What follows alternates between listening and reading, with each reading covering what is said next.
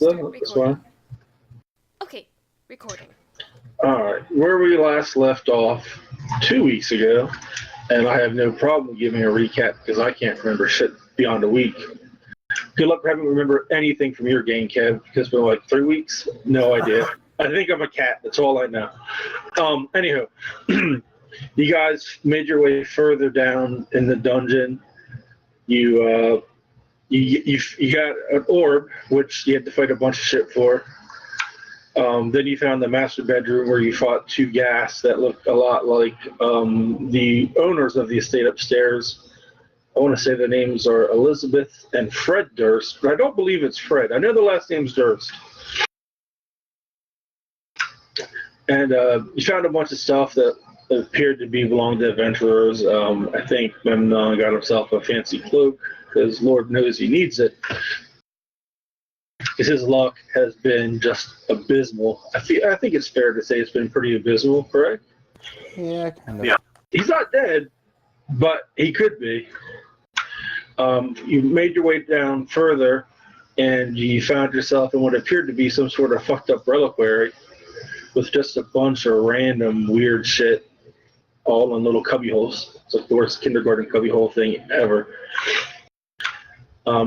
Found what looked to be some sort of like dungeon, and I believe Memnon, it was either Memnon or Kiri that saw there was a secret door, and it opened some large room that had about 2 foot of water all over the floor, but there was a dais in the center.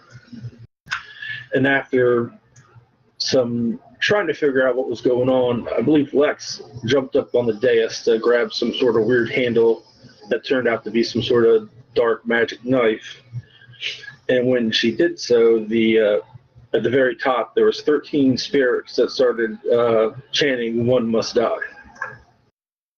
Yeah. And while that was going on, I believe Fireforge, and I want to say Silverpike at the time, were looking at some weird, like, just compost heap. There's a pile of vegetation that we walked away from. Fireforge didn't. He never walked away from it. Oh, she did. Memnon was here because he pulled Kiri in. That's where I was. Oh, I was just joking about that, but if you want to make it canon. Oh, well, I mean, that's where I thought you were, because, I mean, I'm okay with it not. It's just, I just need to know, because he's like, oh, we pull ourselves in. I mean, it's all good. Yeah, there Whichever. was something somebody did which pretty much ended up activating all that vegetation. Once you guys decided that there was no one willing to sacrifice each other, or a mouse, I believe, Lex got off the dais, and then the chanting went from "One must die" to, I believe, the exact something. Let me find it. I have so many open pages.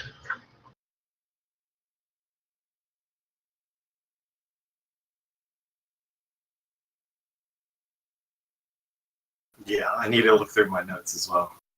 Yeah, it's And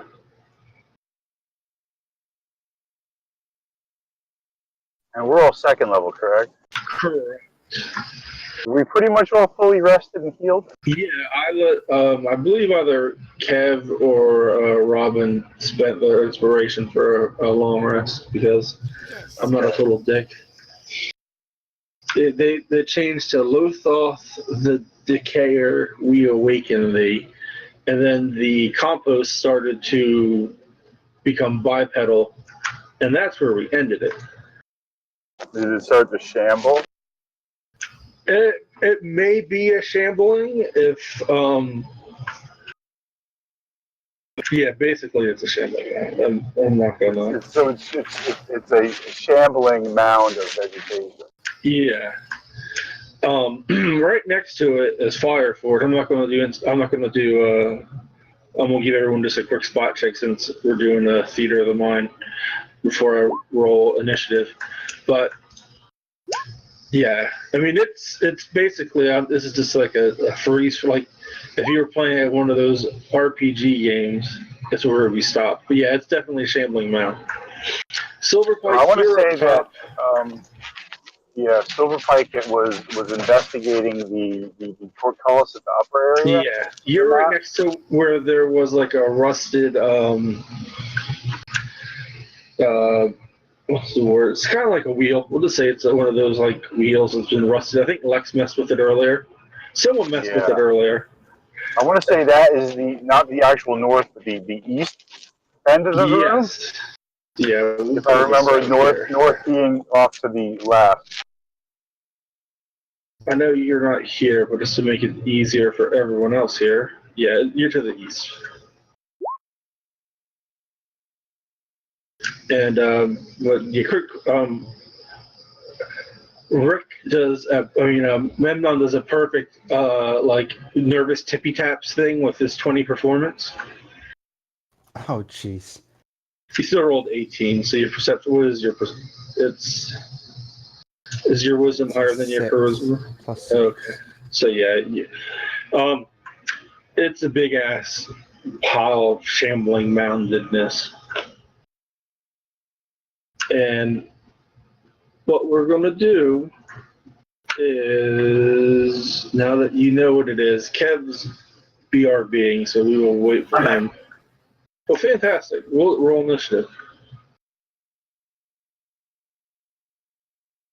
Actually, you know what we'll do? We're going to. I'm gonna let everyone roll Arcana or Nature, whatever they're best at. Yeah, my intelligence modifier is a 0, and I have not trained in either of those, so straight D20 roll for me. Yeah. Let's do. It's -1 for Fireforge. So Fireforge. Oh well, you know what? It doesn't matter. Kiri fucking knocked it out of the park. Yeah, but it didn't take on the tracker. Oh, that's initiative. No, I was doing Arcana. Reroll your initiative. I'll put it on the tracker. But also give me a intelligence or nature or Arcana, whatever's better for you. Probably nature as your turn. I did not see it. Nature 19. Oh, that's good enough. This, shambling mounds they're pretty fucking hossy. They're tough. They a lot of elements don't affect them, and lightning is just the worst idea on a shambling mound. And why is it doing this? Oh, that's why. All right. Their Silver Pipe is going to roll initiative. That's a big fat old natural 1 for Silver Pike on initiative.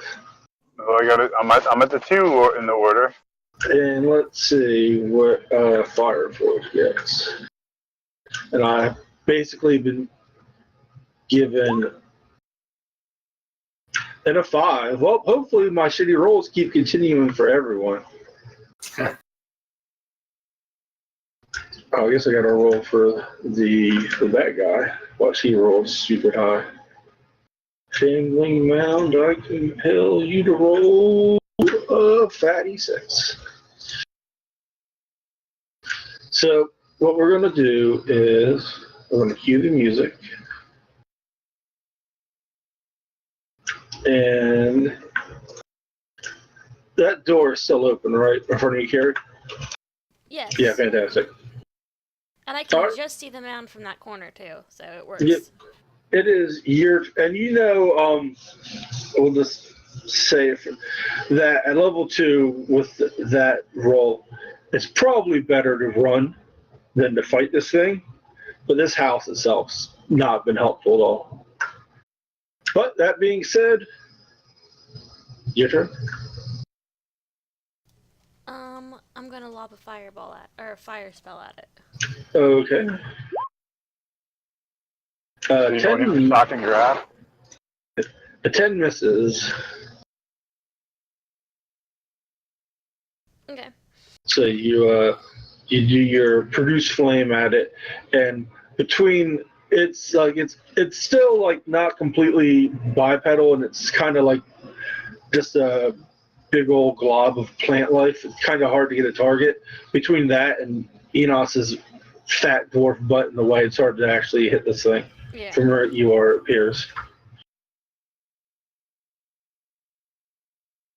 Anything else that you'd like to do? Bonus move? No, I can see it just fine right here, and I'm out of the way from anybody else attacking, so. Cool. 1 second, guys. All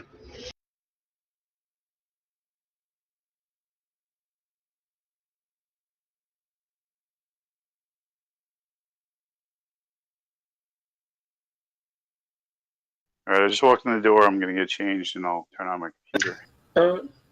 Give the missus a hug. Memnon, it is your turn. Okay, I will step forward.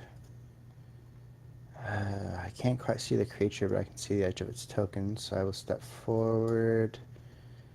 And Back. just so you know, the voices are still chanting, Logoth to the care, we awaken thee. Okay, well, I'm hopefully going to just try to ignore these guys, and...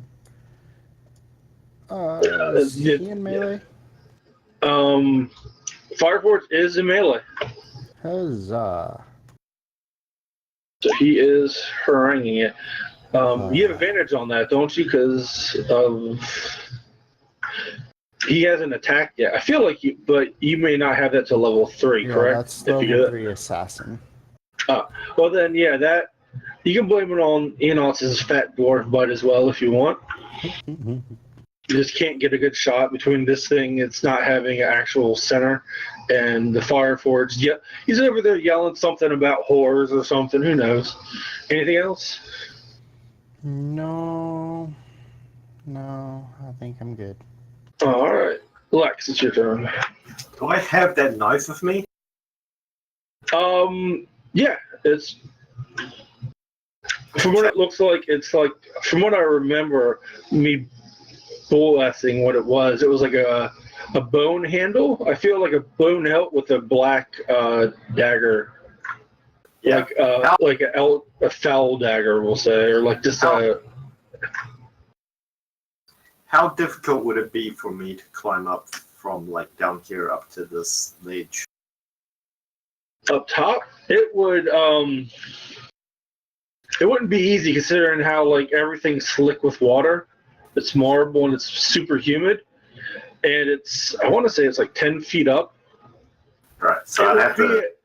I mean, it's not impossible, obviously, but it would be a pretty stout DC. Okay. Then instead, for this turn, I'm just going to head up around the back, and then come back around, get to about here, and I'll hold my action in order to assault the Shaman Mound if it comes into range. Give me a quick, give me a intelligence or give me a history check. That's perfect.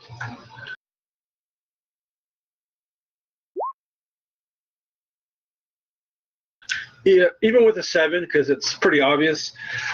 You haven't known Fireforge long, but you're like 98% sure, unless someone yells at him, he's going to go head out on this thing. He may not move.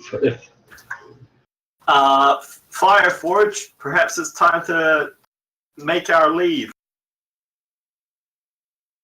Since he's not here, and give me a persuasion, just so if he doesn't, it's not my fault, it's your fault. Oh, why would you say that? I mean, I was going to say luckily for me, I have pretty good persuasion, but... Okay. Well, that is your turn. It is now the Mound's turn. It is going to become as bipedal as it will. And let me see. Take the first attack. That's a 10. I don't know what Fireboard is at 16, so that misses. We'll take its second attack. Which did his shield? I want to say he bumped those up to 18 because he was getting hit a lot. I think That's a fine question. I know he did for a bit. I think he pulled out his greatsword once he saw this thing, though. The thing to do is this. We'll just say he has the shield up, but it still misses. This will take his second attack because I accidentally hit multi-attack, not the actual attack. Is 18. And wow, he rolled another 10. So, yeah, this thing, once it starts to have like a bipedal shape, it takes with two like nasty stank plant fists start smashing up against the shield of Fireforge. It's now Fireforge's turn. Definitely swayed by the tactical thinking of Lex, Fireforge is going to disengage. Yeah, at the very least, we should fight him in a corridor. And he will, he'll come back here. So unless you want him to go farther, this way he can protect you and you can still hit him. No, keep going further because my turn will be coming up and I'll be skedaddling. So I wait for him to keep going past. Yeah, he'll make his full movement, I believe, which is 25 because he's got little stubby dwarf legs. Yeah, that's right. And that's Fireforge. He'll whisper a prayer to Hor. Hor, grant me your strength, your bravery. Silverbite, it is your turn. Don't know if he has his computer on. It doesn't from the looks of it. You still on the phone? So I'm how far, what am I, like 50 feet away from this thing? You're 40 feet away, like to the due west of you. But you have the dais and the water. You're at the very top. It's at the very bottom. Okay. And we can go out the way we came in, or we're trapped? You can go out the way you came in, but everyone's kind of on the I guess it would be northeast corner of the room. The only person not in the big room right now was Silver Eyes because she's a smarty pants. So if I were to head north, I would end up with the rest of the group? Yeah, you could move, let's see, 15 feet to the left of you is Memnon, who's in the very corner, and then 10 feet south of him directly is, west of him is Fireforge. And Fireforge is 5 feet away from the entrance you guys came in. So if you're trying to beat feet, you could just make it to the front of the door. Okay, what I'm thinking of doing is putting myself in a position where I can hold off the retreat, so everybody can get out. What we can do is I'm not even going to bother drawing my sword at this point. So I'll put you right in front of the door, shield up. If you wanted to, as an action, you could take the dodge action. That's so exactly you let everyone. When this thing took a swing at Fireforge, did it appear to have like a reach to it, or it didn't really need to because he was so close? He didn't really need to because he was right up in his grill. Okay. But did it seem to have very long appendages, or that wasn't really readily? It wasn't really readily available because it just came up out of the ground like, oh, surprise, bitches, I'm alive, bang, bang, and just hit the shield. Okay. So you're just going to guard the door? Yeah, so how far away is this thing from me now? Now that you're at the door, this thing is 25 feet to the west of you. So, unless it's like real ponderous, it's probably going to get to me and get a swing on me, or possibly multiple swings. It's more than likely going to get to you and take two swings at you if it looks like what it did. Okay, well, it's a good thing I'm taking the dodge action with my 19 armor class. All right, that's my turn. All right, Silver Eyes. I was about to say, wait, I just went.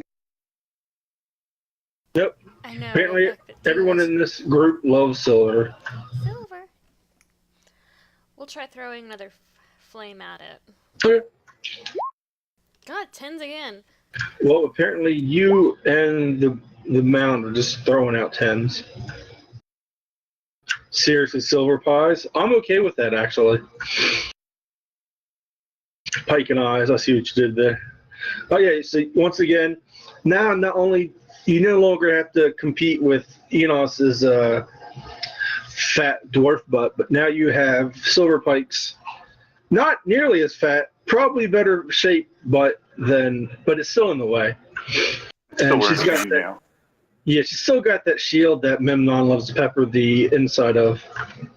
You throw the fire, you try to throw the produce flame at this thing, and it just doesn't make it. And it appears that everyone's heading your way to beat feet. Yep. All right, Memnon. Guys, are we going to have to kill this thing? I mean, something's sealing us in here. And then I shoot it again. Well, no, it's here. Again.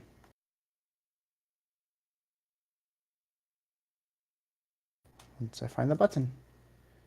Playing too many games. I kind of want you to roll a 10, but oh no, that definitely hits.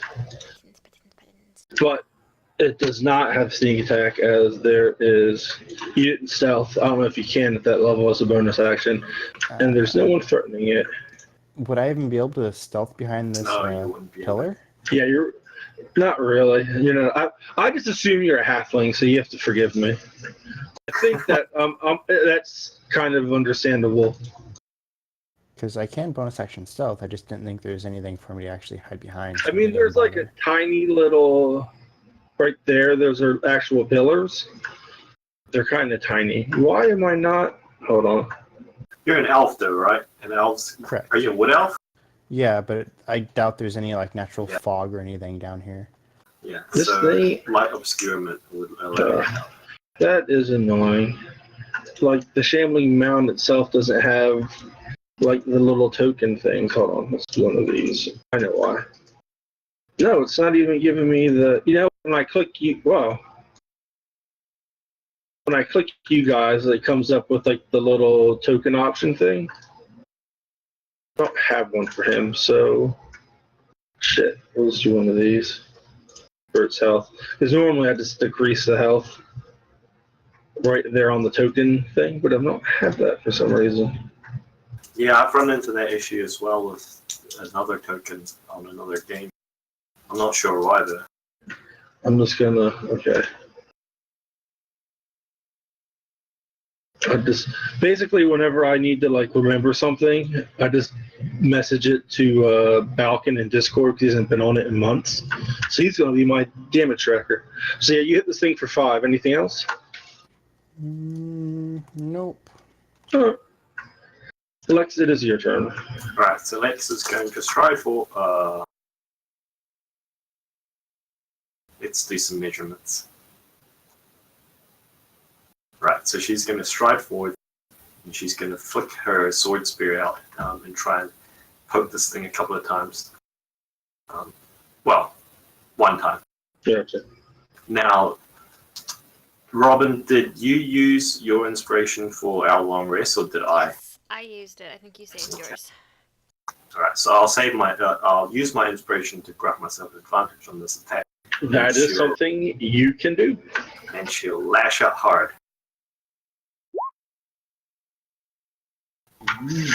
14, I believe, just misses. You put the thing through, and it's like it kind of goes through like one of the burst things, and like you think it's going to hit it, but it kind of shifts at the last second, and you just you put it through this thing, but because it's a thing of plants, you don't hit anything physical. You just kind of go through like a V between some roots. All right. And then she runs back, ducks past the silver pike, and ducks into the hole. Okay. That's going to be my turn. All right, it is this thing's turn. It's going to make its vast plotting movement. Just get silver pike, and it's going to attempt to hit silver pike. Come on, somebody hit something. Are you sure it's because it's not on the right layer? No, you guys can see it, right? Yeah, we can see it, but it might be on the map layer instead of the... Oh, it's on the token level. when you right-click on it and go down to one of the options, does it say token as drawing or something like that? One of the options. Edit, delete, copy, paste, undo to front, to back, advance, and layer. And layer. Oh, it says for drawing. It says is drawing. What should I put that as? Turn that off. Oh, you beautiful bastard. Yeah. Thank you much. Yeah. So the first attack, even with has disadvantage. So the first one, if it had advantage, it would have hit you. But you just slam your shield in this thing's way. Makes the second attack a disadvantage. And that's a good thing, because the first attack was a natural 20. The second attack was a 14, which I don't believe hits you. Negative. That's so good that I did the dodge, because I don't think I could survive a crit from that thing. That was a lot of damage. I'm not going to tell you how much, but it was in the 20s. That's its turn. My hit points are in the low 20s. Fireforge, he is he's going to look like he wants to attack this thing, but he knows you're running, so yeah. I just tell him if anything, we fight him at a choke point, and she waves him on path. He came back through. He's heading up the way you came to see what's going on, like to cover make sure there's nothing else. Silverpike, it is your turn. This thing is right in front of you. Okay, I'm gonna do some. Let's see. Is everybody getting out of the way, or everyone's in the room they came originally, but Memnon. He's still in that corner peppering this thing.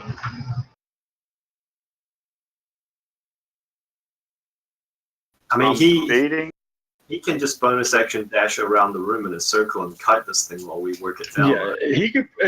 It shouldn't be too bad. I think I'm going to be in a better position if I actually dodge and then just walk away, as opposed to disengage and then let it have full attacks against me. So I think I'm just going to do. I'm going to dodge, and then I'm going to move away from it. So I'll draw an attack. I will attack you with disadvantage. Disadvantage. Oh, he rolled double 9. So, motherfucker, my monsters are the worst. With plus 11 to hit, that would kill me. Yeah. So yeah, are you just going to take your full 30 the way you came? Pretty much, I'm just going to keep myself kind of as a buffer against wherever the majority of the group is. That way, if it comes at them, it will have to go through me first. Well, right now, it's literally you're at the door. Lex is one square to the north of you. Lexi's, not Lexi, but Silver Eyes is one square to the northeast of you. And Enoch's Fireforge is the only one who's actually started retreating. So basically, where you are, Paladin's the only one running away. Well, he made a good argument. He's making sure you're not running into anything. The only person still in the room, you're pretty much at best guarding position where you currently are till people start running away, unless they're going to stay here and fight him at this choke point, which is something they could do. So you said that my best guarding position was prior to me moving away, or after I moved? I mean, Kev, you guys would assume that he's in the best defensive position for the group right now, correct? Yeah, although if the group does intend on pulling further into the jail cell area, he might possibly want to go ahead and do that attack opportunity and run past me. Yeah. Well, okay, well, we'll do that. We'll move him here, so it gives everyone, if he tries to come in that way, if he goes after Memnon, you're not sure. I'm not sure. I haven't rolled that yet, but you guys can get around her. Yeah. All right. So you've taken your attack, which he missed, and you've moved about 15 feet, and you're still going to be you're going to be the caboose. But Roger that. Sounds like my turn. Silver Eyes. Throw some more Why don't- fire at it. Why don't you call her Kiri? I call her Kiri and Silver Eyes. I don't ever say the same thing, so it doesn't get old. That does hit. But when you see the fire hit this thing, it doesn't do the damage you think fire should do as someone who is a bit of a pyro since I've met her. It's the only spell in her repertoire that actually does damage, so... And then you throw this thing, it starts to burn, and out of nowhere you hear, "Blood for the blood god." Anything else? She looks at the dolly and goes, "Yes, yes, dolly." Alright, Memnon. Alrighty, I am going to move my full 35 feet, and then I'm going to try to plink this thing. Alright. You are just, well, the 10's going to miss. Okay, I see what I got you. Alrighty. Anything else? That'll be it. Why do I have 6 plus 2? Oh, the possible crit. Yeah. Lex.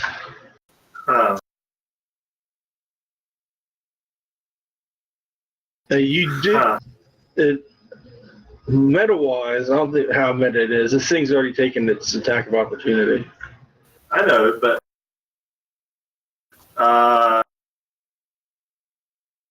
Kiri hasn't moved. And if I leave now, Kiri's pretty much going to get pinned in the cell and murdered. Mm-hmm. It has to. Get to me, I'm behind a wall.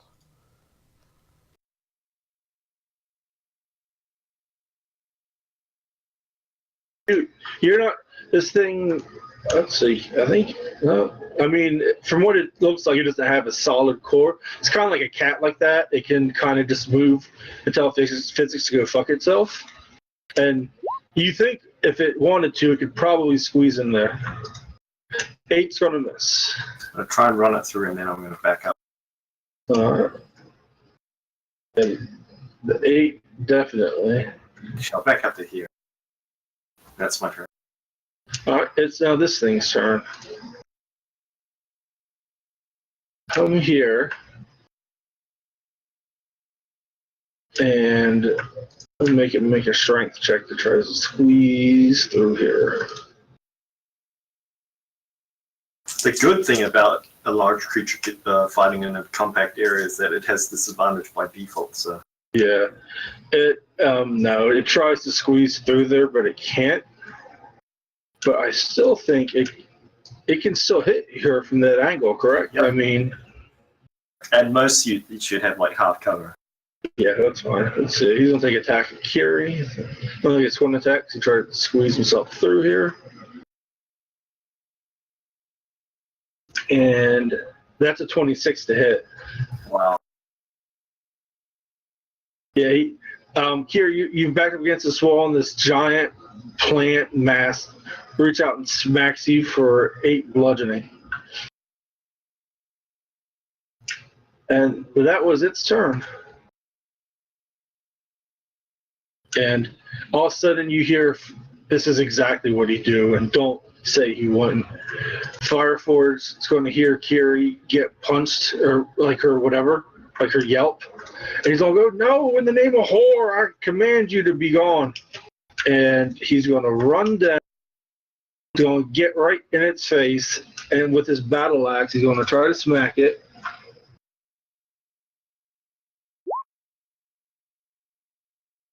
That's a And lot of dice. 16 is going to hit. And he said if he hit it, he wanted to smite it. So now he's going to smite it on top of it.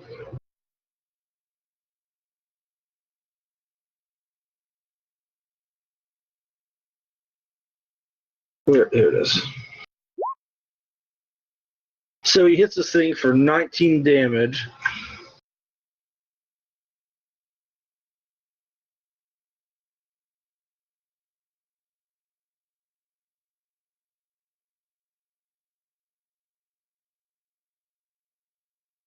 Doing math in my head, I'm not very good at it.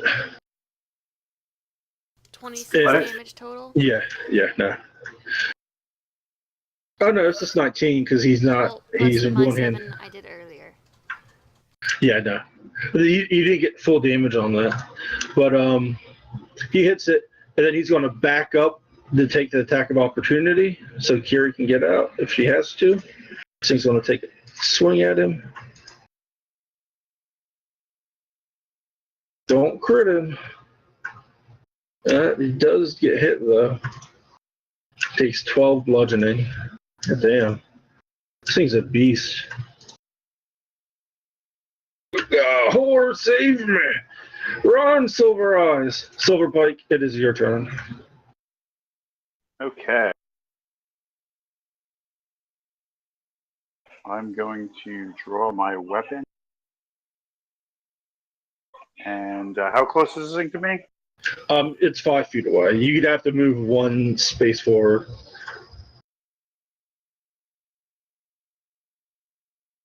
Okay.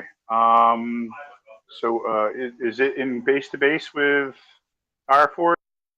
Oh no, Fire Forge hit it, and then he ran back to where he was, and he took the attack of opportunity for Kiri. So he's to the east of you. He's 1 square up to the top of you.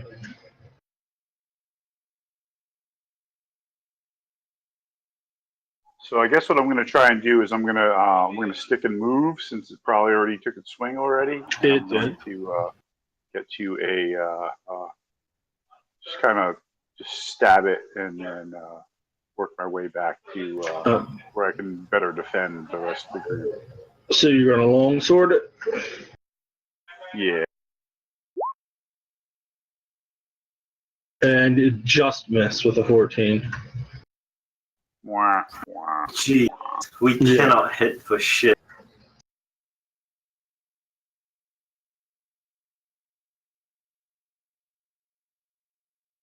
No. Yeah, so you swing at it and you step back. Unless do you want to move to the north, further to the west, excuse me, or do you want to stay where you're at? Loading up the game right now. If I won't see it yet. Well, then we can wait if you're loading up.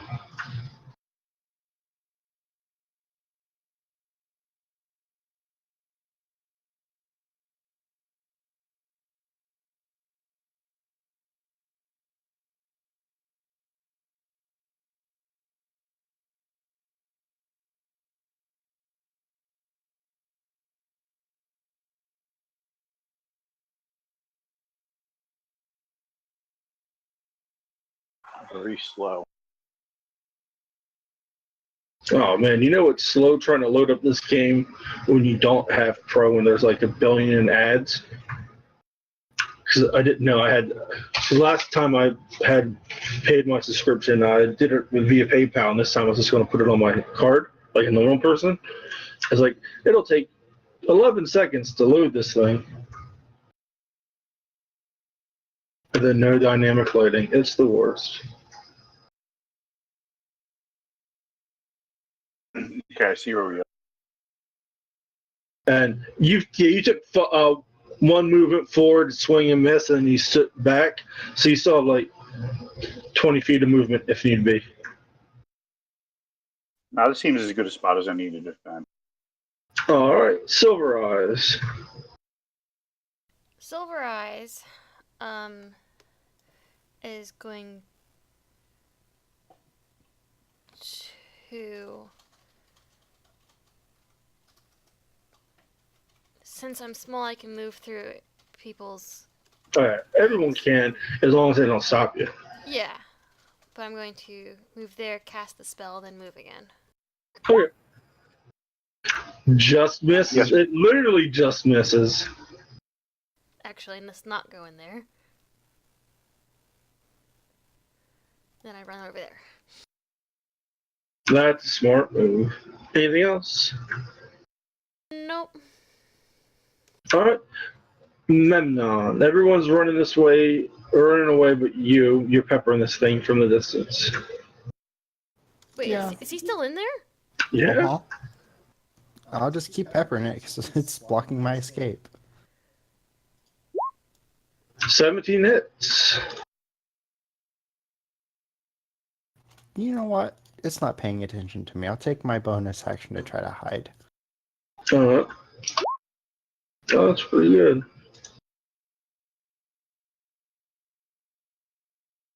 Funnily enough, I think Memnon out of all of us has done the most damage to it so far. I think overall it was with wow. 19. That one, yeah, the 19 from Fireforge. But all right, so you hide, you kind of like trust yourself up against this thing, and wow, it rolled the worst possible it could for perception. So you, this thing has no idea you're there. It just thinks there's some sort of like bug or it's a plant. So probably like some animal eating it. Anything else? You've done everything. Lex.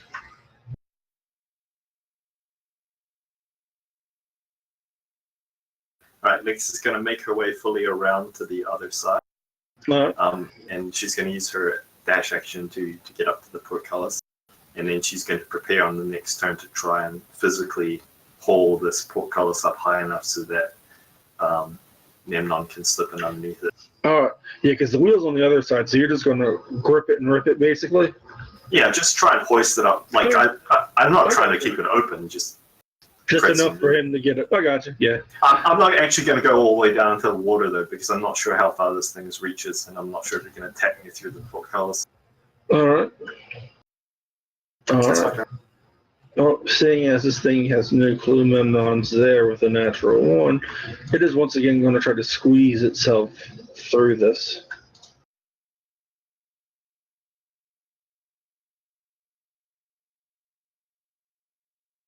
Yeah, no, it doesn't. Not with a 7.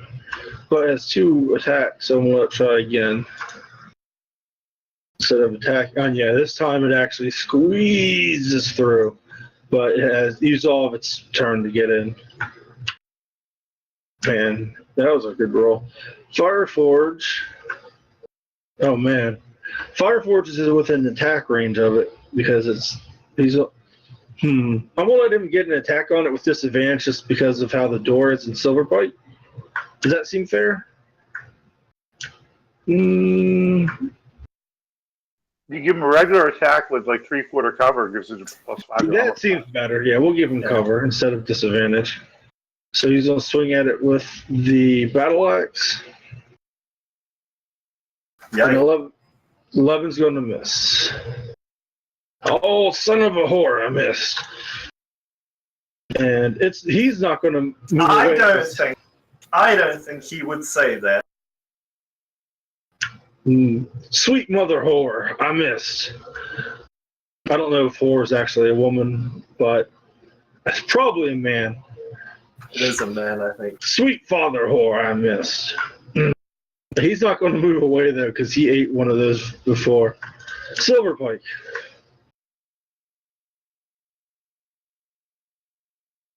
So this thing is like squeezing in to fit in this space?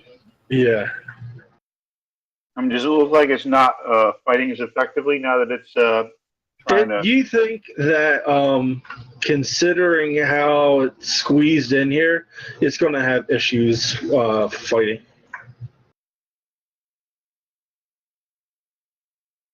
Okay, I'm going to...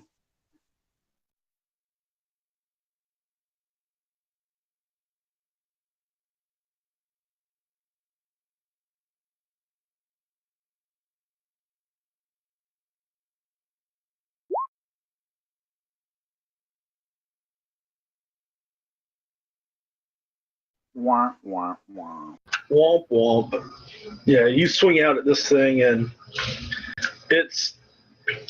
we'll just say its planny body of mass is just hypnotically moving. Are you heading to the south or to the west? Yeah, I'm going to go this way. We're going to divide and conquer. It's going to take a attack of opportunity against you. And at disadvantage, that is a 10. Actually, you just rolled a 10. If it had advantage, it would hit you, but it doesn't. So it tries to slam you with its planny fist. It just can't get through. So it's caught on the wall. Okay. Silver Eyes.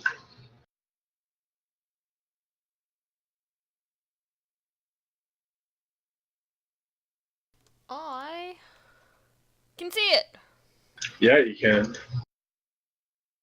It has a little bit of cover from the angle, but you can definitely attack it. Has it already had attack of opportunity on somebody? It just took one on Silverpike. Awesome. So, no, I'll stay right there.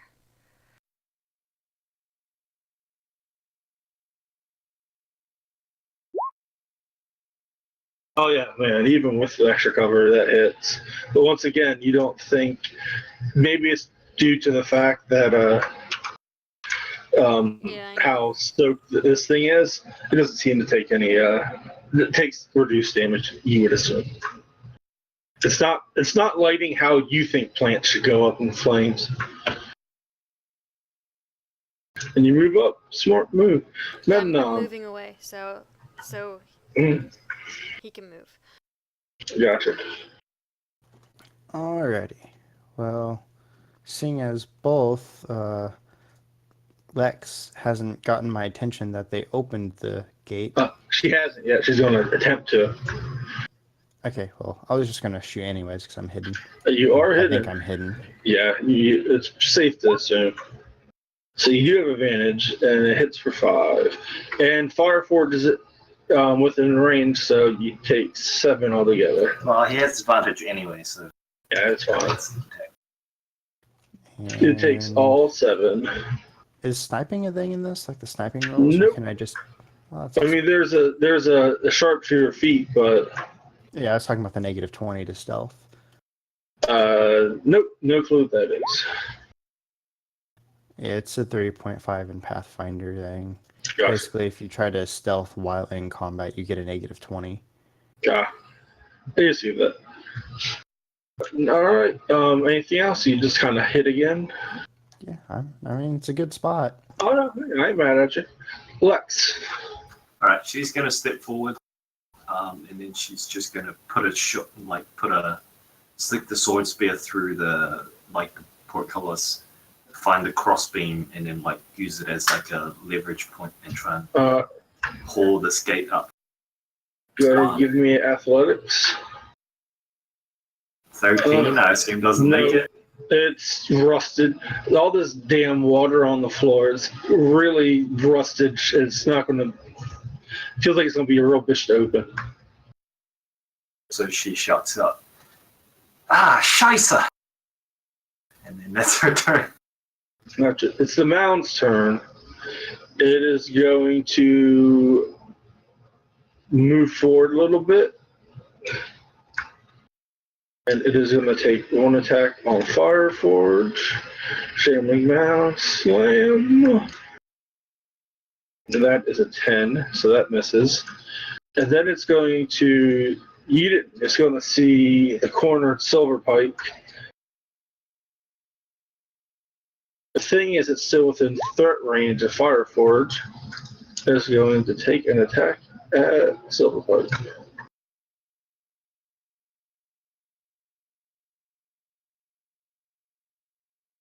You take 7 bludgeoning, Silverpike, and this thing has you cornered. I'm cornered, huh? You are cornered. It's turn. Fireforge is going to go, no, Silverpike! And I feel personally he would drop his shield and pull out the greatsword, but I'm going to let you guys roll on that because he's not here. He's kind of panicked because Silverpike is cornered by this thing. I think he would go full bore, but what do you guys think? I say play him how you see it. I mean, wouldn't he go full whore? Oh God. Jeez. I get your joke, and I feel like I should punish you for it, but seeing as I make dumb jokes like that all the time, I'll let it slide. I'm still pretty happy about that foul ball comment that I think Kevin, Jason know about, but anywho's, fuck it then. He's gonna go full whore and pull out the greatsword. And he's going to swing at it.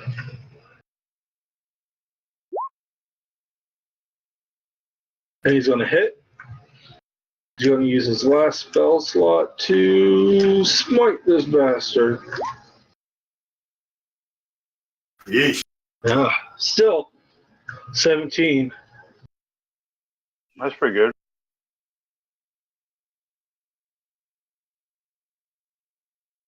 Out of curiosity, how's it looking? Do you really want to know? It's not even bloodied, is it?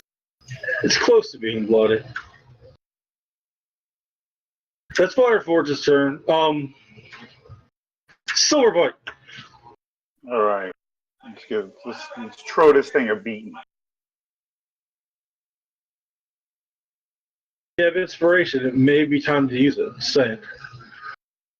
Yeah, I think I will. I'm gonna give myself advantage. I mean, so this thing does. It's normal to hit. I have to. It's not like squeezing in gives me advantage on my attacks. Yeah, no. Wow. Okay. Yeah, I'll use my inspiration to give myself advantage on this attack. So you hit it for 9.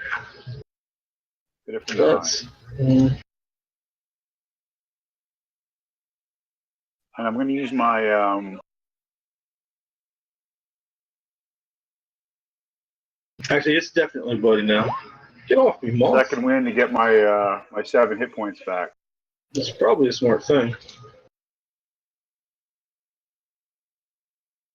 I'm going to. I'm gonna second win, or I'm gonna action surge and attack again. I don't blame you. 4 more damage. Hey, it all adds up. I sure wish that was a crit instead of just a regular dirty 20. Yeah. Such is the life. So I did 13 to it. Anything else? I think that's my turn. So, yeah. Yeah, I'm just going to stay right here. All right, Silver Eyes. Hold my ground.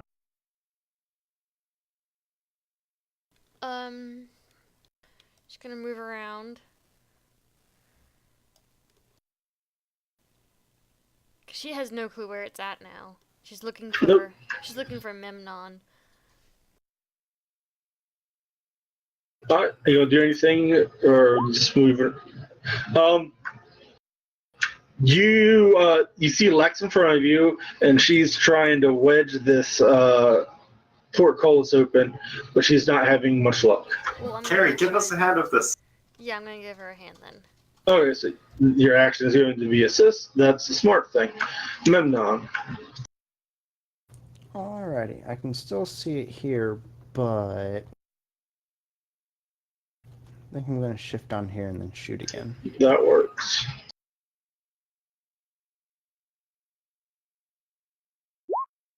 Oh! Nice. So 7, 15. If my math is 16. So that hits. That hits it hard. How much damage have we done to it total? A lot, but not enough. I remember these from the adventure that shall not be named that we all met in. Yeah. I hated it. The Shambling Frank, I think. Yeah. This thing is actually starting to look kind of. It's like I don't know if like they have sap, but like some of the green plants on this thing are starting to turn brown. It's actually taking a shit ton of damage. This thing is just a bag of hit points. The compost is starting to leak out. Yeah, like all the little bugs running out. Oh, it was almost a natural 20. God damn. 18 doesn't budge this thing. What? There's an actual DC they set for this thing, and 18 is not enough. Jesus. Okay. Well, I think that's all I can do for this turn. So I mean, yeah. Or you can move. But if you want to give me a perception, I'll let you do that. You know, the mound followed you in, and you hear what sounds of fighting and Fireforge just being a drama queen back from where you came. A lot of horror dropping. I don't want to say slut shaming, but horror shaming. Or Yeah, droppings. I wouldn't be able to get back there anyway. Not on this time. Actually, you know what? I'll curse and I'll throw my shoulder against it one more time and I'll swear. And I'll start heading back towards the direction and she'll turn to Carrie and say, "Try and get this open." I look at her like she's crazy, but okay. Wasn't there a wheel? Wasn't there a wheel on the other side that like? There was a wheel on the other side. And did anyone try and turn it? I You think did last I time. think Silverpipe messed with it, or I think you did try to open it. It didn't work. Tried, but it was rusted shut. All right, it's now the mound's turn. It's going to take one attack at Fireforge.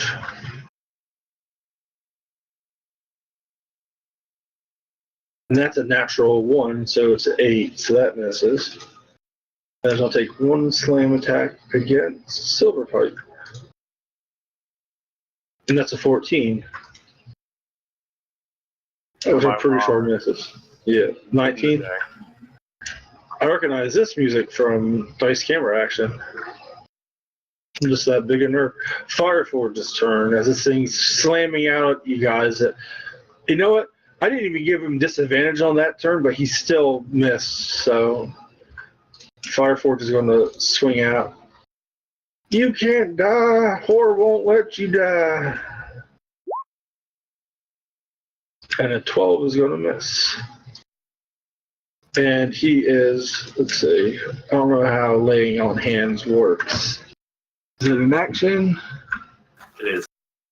Yep, so he's not going to do it then. So Sister and Silverpipe.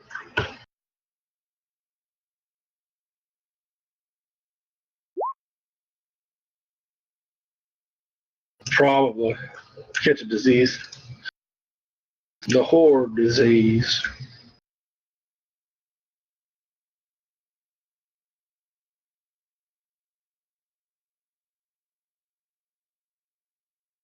Silverpipe. Oh, shit, I'm sorry. I turned off my sound accidentally. It's my turn? It is your turn. Okay, I am going to give it the old choppity chop. 6 is going to miss. I should just be given freaking. Yeah, I'm shy. Yeah, I'm done. So that's my turn.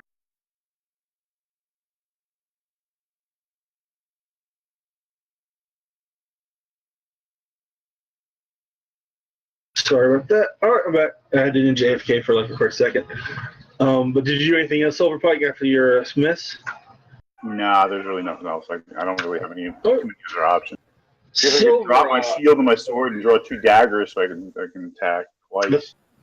That's probably not the best thing, but I'm not the boss. No, probably not.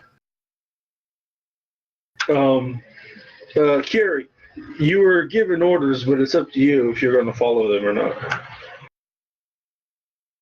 I'm certainly gonna try. Can I get a grip on the bottom of the portcullis? You can. Awesome. It feels pretty rusted shut, and you have to like put your hands in the water to get to like that bottom bar on the portcullis. But if you want to give me an athletics, What's her she natural 20? I really kind of want her to. You know what? We'll try athletics. Why not? Lex will never live it down. No. Yeah, no. Wow. Not even if she had advantage. Jesus. You try and you're like, this fucking thing is rusted. That bitch is crazy. You're never How gonna solid open are it. the bars? They're pretty solid. It's wrought iron. Even with it being rusted on the bottom? I mean, it's rusted, but it's still really fucking solid.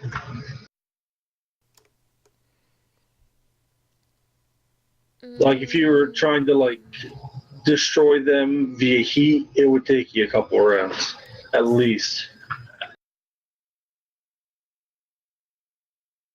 You know what? With my hand under the portcullis or trying to grip it or whatnot, we'll do this.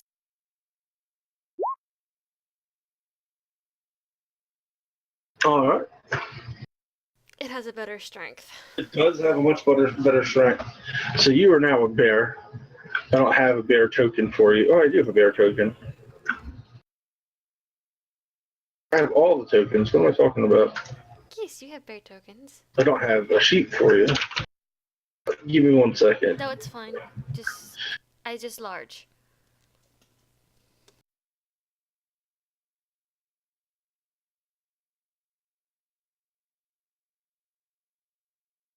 Just to do this. It's a very tight fit. I feel like I want to say that's what she said, but that's pretty weird. Wouldn't it be that's what he said? Hey, you know what? It's 2018. You should have control of that token, the bear.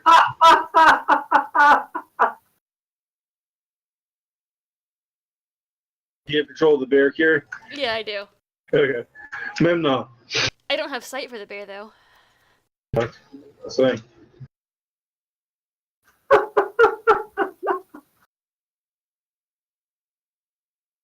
22 is going to hit, and so it takes 7 or 8. 7.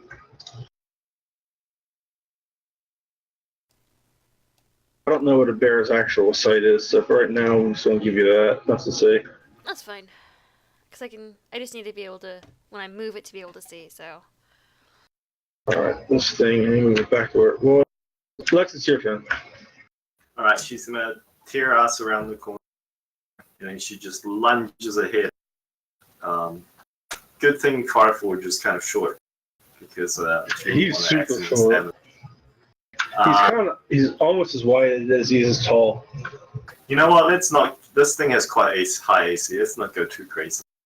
Precision strikes more than heavy blows. 11 misses. 11. I'm going to action surge, and I'm going to try again. 15? 15 just hits. Wow.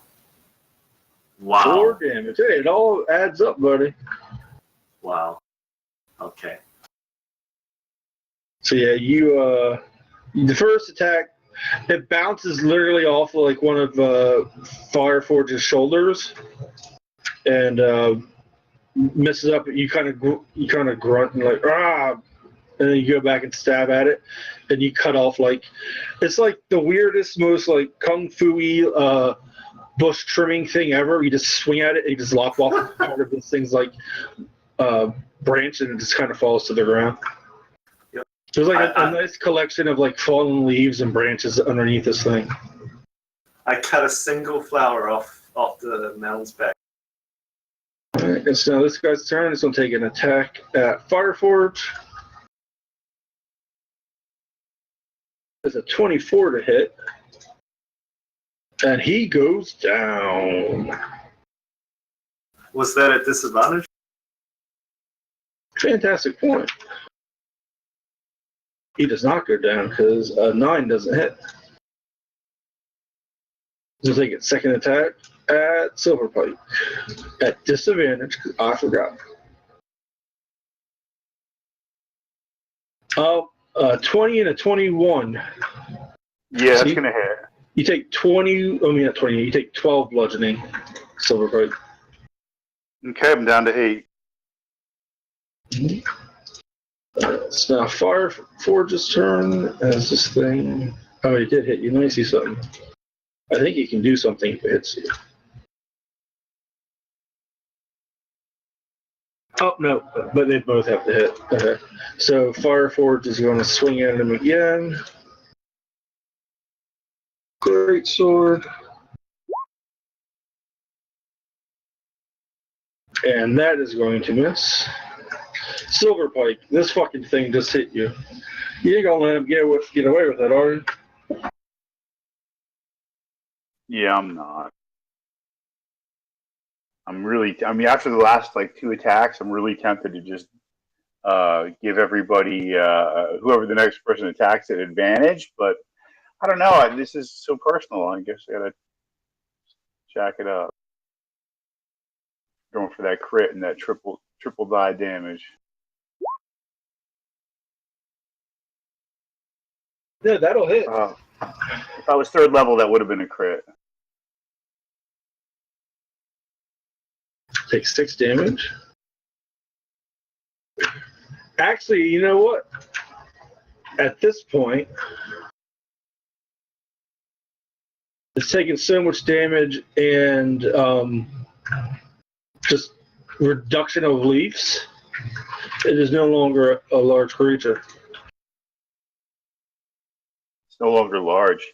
Yeah, you've cut this thing literally half of it off, and it's it looks like there's what's left is like a root system with like a cluster in the middle, and it's got it's still not as big. It's not as big as it was by far, but it looks more humanoid than shambling mound. But it's definitely plant life. Silver Eyes, the bear. The bear tries to open the door. Alright, give me a dare athletics. This will be +4 because my strength is technically 0. Haha. Okay. Actually, it's gonna be +4 to this. Oh. 20 total? That bastard comes up. And you reach in there bear style and just grab this thing and use all your mighty bear strength, and you press up against it, and you don't think it's going to come up, and you're about to give up when the rust just breaks and it just shoots all the way up to the ceiling. Woohoo! Meta-wise, I suggest you go back to Curie form and never ever tell Lex about this, that you were a bear, to say you got it up by yourself. That's what I was gonna do. I was actually gonna shift back. Fantastic. Lex starts questioning her martial talents. That's not that bad boy of them, but yeah, you got your movement.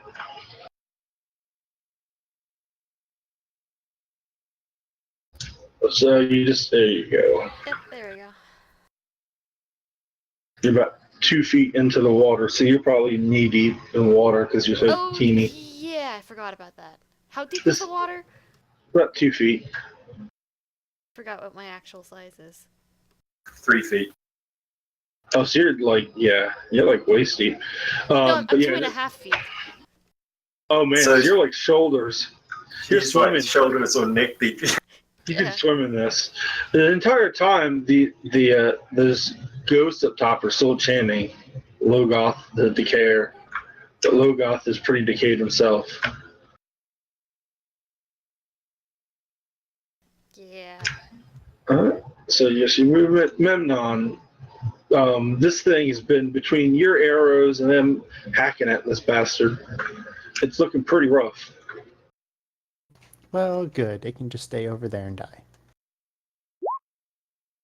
Charles, you have advantage because you were stealth, because it did not see you. So that is 9. Yeah, this whole time, Carrie's like, where'd he go? And he's just trying to find Memnon. Yeah, and then you give me a perception here. Arrows wasn't past her face. Yeah, like, I don't get it.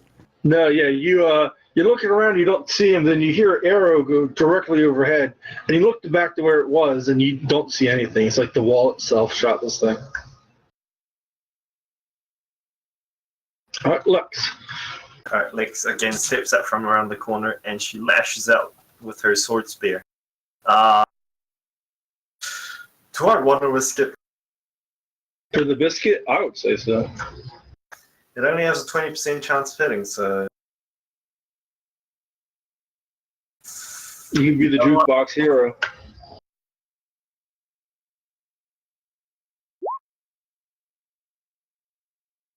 Just hits.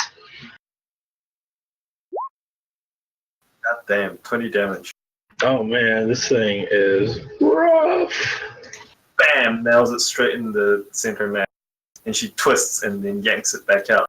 and a little squirt of ichor hits Enos in the face, and he says, just- "Son of a whore!"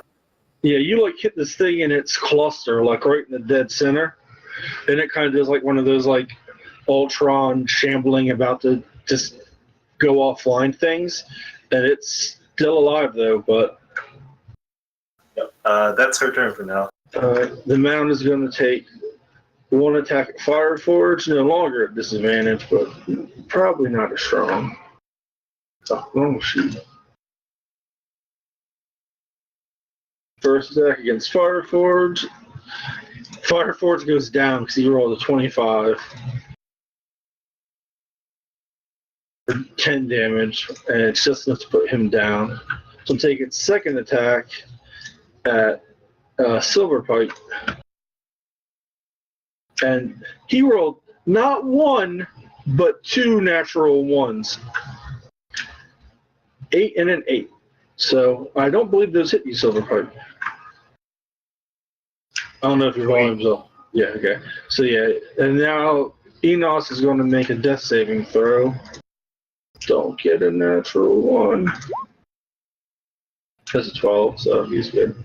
Silverpike, this thing is looking tore up, possibly from the floor up. So is it man-sized now? Or It is man-sized. It's medium. I mean, do I have any idea, like, to look like something maybe I could, like, I don't know. I guess I'm just going to attack it. Okay.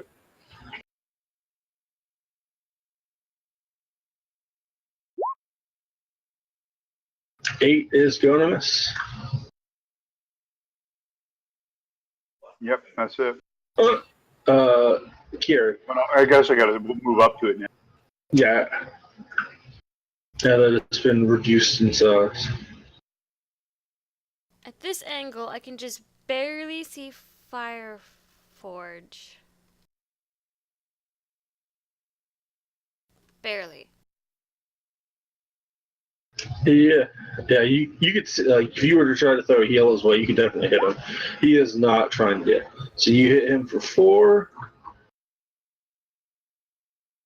He would say, as a son of a whore, I thank you. Son of whore.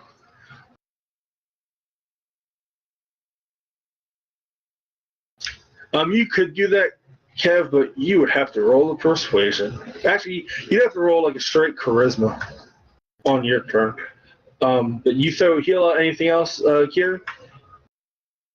I guess if that was a bonus or if that's an actual. That's a bonus. Awesome. Then we'll move back that way. Uh-huh. And I gotta find my spell again. Hit it for more fire damage. Oh my god. Kiri, I killed it! how would you like to kill this thing? It literally had 4 hit points left after that great weapon master. Oh, that's awesome. I was gonna say, she hits it and finally bursts into flame. And you hear a small Okay. giggling. And it goes, So what happens is that Lex stabs it in the chest. She twists and yanks it out. There's a squirt of ichor hits Memnon. Enos in the face. Enos goes, "Ah, my eyes!" and then falls over dead, unconscious. And then Kiri steps up and, like, I don't know if she does the finger guns, but unless I'm told otherwise, she does the finger guns at this thing. Center mass. And then the ichor's, it's like a fuel line, right? Like the ichor catches on fire and it zips up the body and goes into the hole and then it just explodes. Just like the goddamn Death Star. But instead of, all those poor innocent contractors getting blown up, this thing just catches on fire and it just kind of wilts down and just into to the leaf pile, and like they catch on fire. so, And it is dead. you hear Kiri start giggling. Just giggling. And then the dog goes, "Do you want to play with me?" And everyone just kind of looks at Kiri like, note to self. Don't fuck with the halfling. as this thing falls over dead and is on fire. Enos is awake, right? Enos is Hold on, I awake, gotta but he's look on the for ground. Memnon first. As Memnon notices it catches fire, he runs up screaming, "No, my arrows!" Everything in that Still can't pile find him. is on fire. No, you would have heard me as I ran up. Yeah, he is. Stealth. He's looking for his arrows that are currently on fire. Give me, how many arrows did you fire? Do you know off the top of your head? 7. I keep track each battle. Give me 7 D2s. Odds you find, evens are burn up.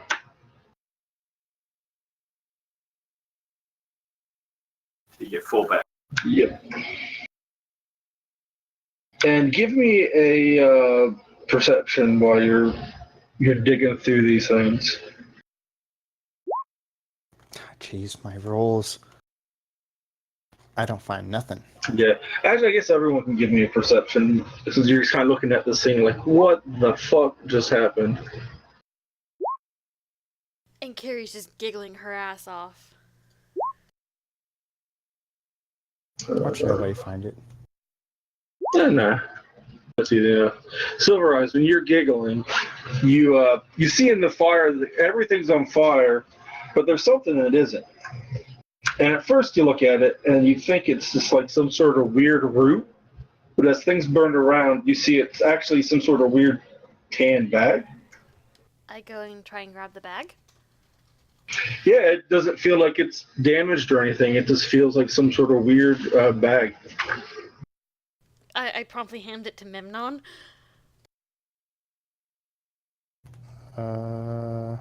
Does it look like the scrotum sack that I found last time? No, it doesn't. It actually has like there's kind of like weird decorations on the outside, and it's got like little pulley strap things on it. Yeah, you're a city guy, so she figures that you would know more than she would. I'm pretty sure as a character or as a player I know what this is, but I'm not sure my character would, so he's going to look for Lex and be like, I think this is magical, what is this? And he's going to toss it to her. Yeah, I'll say take it's mine. closer study to it. She's not that possessive of possession. Yeah, there's definitely some sort of weird magic. You open it up, and it has like at first you think it's some sort of weird lint, but do you take one of these weird things of lint out? I misunderstand. Lint? Yeah, like a dust bunny or something. Yeah, I mean, I'd take like I guess a bit of it out and examine it more closely. Give me a D8.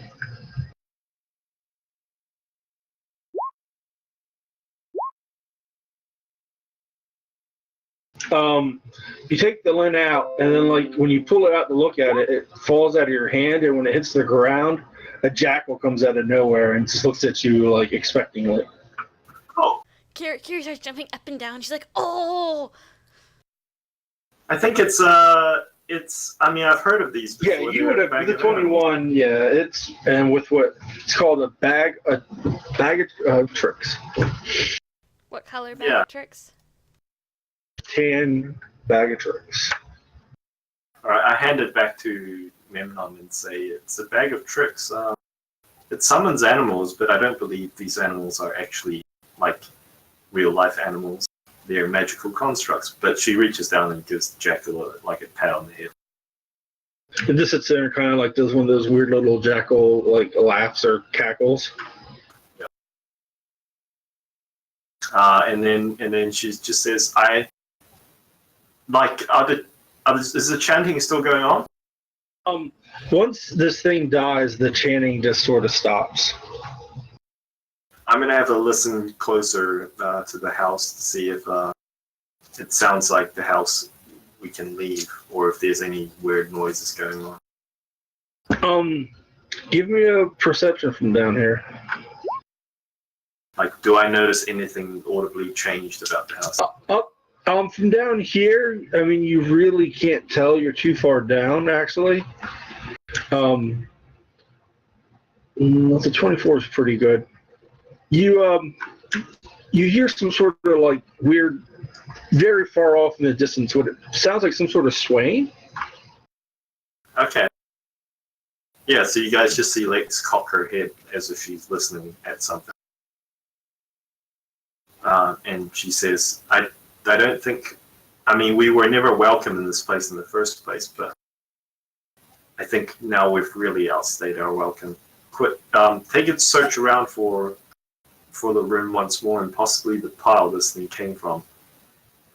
I think this, and she holds up the dagger that she took from the altar, is possibly when you hold some it up. kind of. You notice that it's just a hilt. The black blade's gone. Oh. Huh.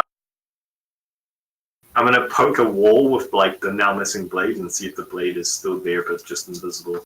It just goes right to the hilt. Huh. Fireforge is going to stand up and go, ugh, fucking plants. And he's going to kind of like touch himself and heal himself for 5 hit points. So he has 9. He said he would suggest maybe we take a short rest. But Yeah, I don't know. But possibly not down here. Let's go upstairs. So I thought we said that we were looking in the area. Yeah. Yeah, you can look in the area. Yeah, all you see over there is just there's actually bones, a lot of like just discarded human bones that have been eaten over time, and just excess compost. Say a quick prayer over the bones, and then I just burn the whole compost pile. You can do that, and yeah, when you're doing that, Fireford would go over and he'd say a prayer as well. Can we figure out where that chanting was coming from? Are there actual things chanting, or is it just like specters? Up top, yeah, there were specters that were chanting, and the moment that the shambling mound went down, they stopped. Are they still visible there, or they were never visible? They were visible to begin with, but everything is just kind of gone. It's like, the only thing in here now is you, and just like an eerie silence.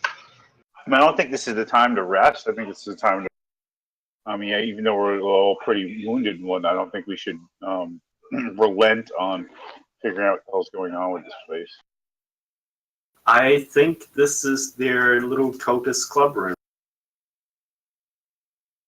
They were sacrificing people to someone down here.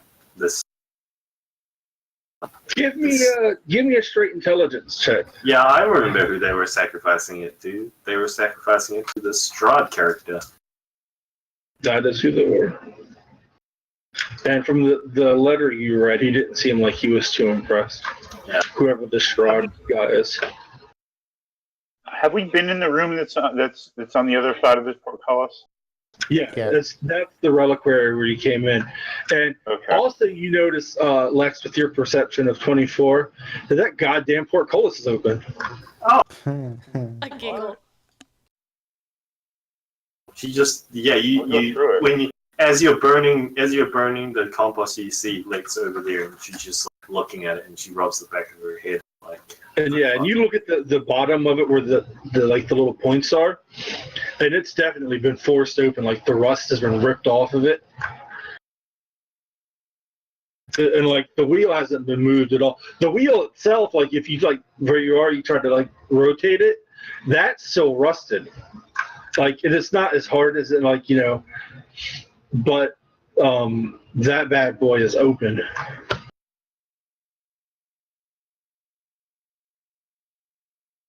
Lex makes no audible comment of it, but she's going to look over, go find emails and say, "Let's get you upstairs, eh? No sense resting down here in the dank." Yeah, this place is just not right, and I want to get out of here. I don't think he'd say hell. I don't know. He grumble. Alright, so we take him upstairs. That's right. Let's see. So you guys would come up, and we're here. I'm just going to pull you up one at a time.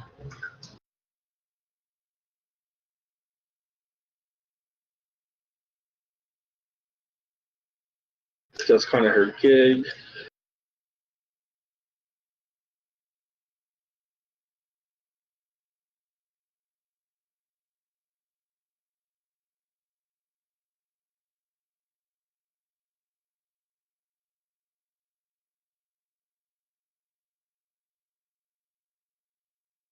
So I'm actually over here. And yeah, like now that you closer, that swaying noise from upstairs seems to be louder. It sounds like a swishing, like swish, swish, swish, swish.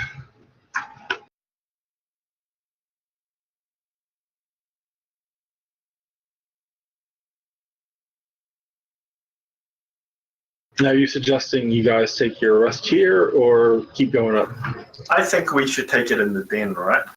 That was the best location we've located so far. Yeah. Is there, what spots have we not explored yet? Any. All right. So who's the first one up to pop open that trap door? That's right. Yeah, Unless just say, oh, you.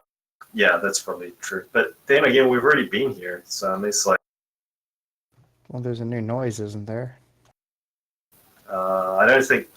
Actually, you know what? Would Lex hear more of it from up here? Yeah, I don't know if you heard me, but like the closer you get to the door, like the higher up you get, that swishing noise sounds louder and louder. Yeah. So if the others haven't heard it yet, she would point that out and say, "Do you guys hear that?"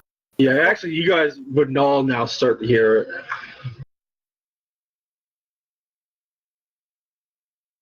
So is it like the sound of one of those wolves wagging its tail and dragging it across the floor above us? Something possibly like that. You'd have to actually go look.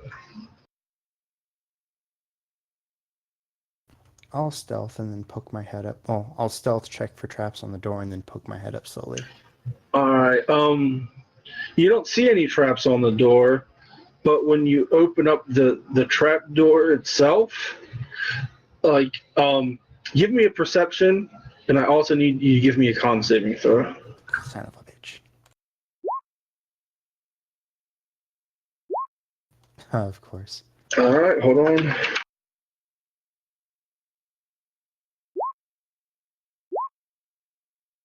You take 3 poison damage as you notice the entire room here seems to have some sort of like dark poisonous black smoke coming out of the fireplace.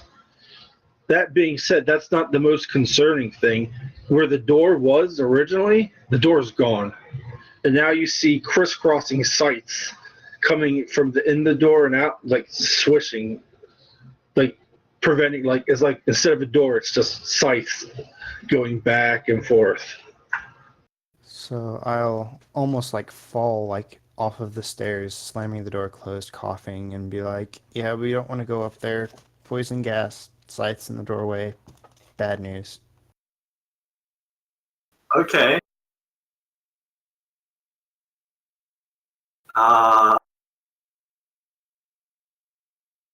So we go back up the long way? Try and go up the long way? We can at least look at the long way. Yeah. Yeah, okay. Yeah. We'll go back up the long way and see if that way. You go up all the long way, and when you get out of it, well, you're in that one room you were originally, which had all those like mannequins and stuff. But you notice the doorway as well is the same thing here, and actually you see behind it, the door behind it to the spare room also has the same thing. Shit. I think it's like this all over the house. But you didn't see the poisonous gas. We've definitely outstayed our welcome. Yeah. Well, how do we get out? Because it seems like we got to go through that to get out. You think if it wanted us to leave, it Well- would have let us out. Well, I think You I know think what? We're going to do outs- this. outstayed our welcome in the sense of like a serial killer's house, as in like now they want us dead. I'm going to let him do this. Did we check the altar to make sure that there's nothing left on the altar again? You did not. You can. But what Fireforge would say, since he's religious, he would say, "I bet you if we'd killed someone, they'd have let us walk out of here."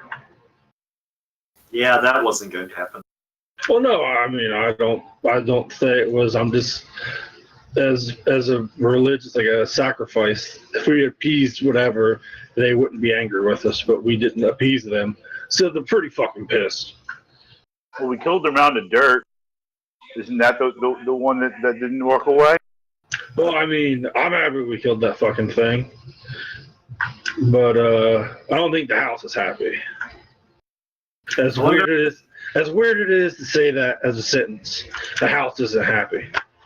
I wonder if we whorehouse. can somehow. I wonder Let me if we tell can. you something here. This is definitely no house for horror. Horror wouldn't let this shit happen. Sorry. I'm wondering if we can block the fireplaces somehow.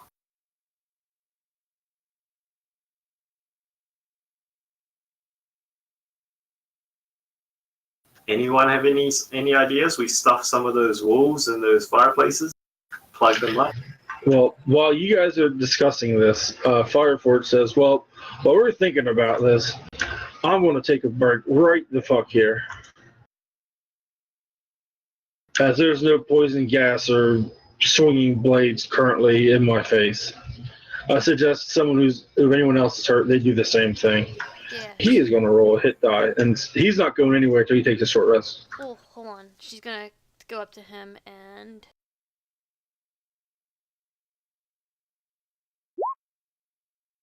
Oh, Give him some more baller. health. Does it look like the blades could be disabled? Possibly. Like with like a possible like thieves' tools. Maybe if you had something like strong enough to jam it when it was like at the top of its swing. But he would still be working in a room full of poison. Yeah, but he would have noticed with the 18 that there was space underneath it that you could roll, like when it was swinging. Like there's a point where when you roll, you could get hit, but it's not impossible to not get hit and roll. You just have to time it perfectly. I know we're not in the den room, but could you bring us back up to there so that we can get a look at the layout?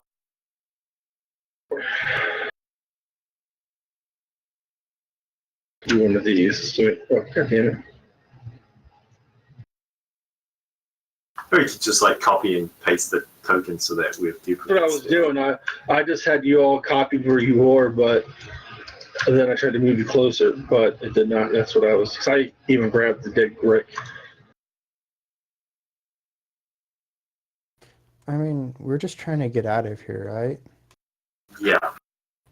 Up on that second floor, I think it was, weren't we able to get out onto a Oh balcony? yeah, you're right. I mean, it'll hurt to jump down. Do you? I'm trying to count how many doors we have to go through to get to that balcony.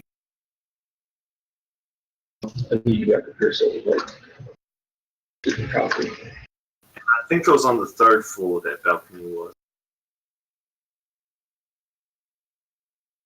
Let's see something.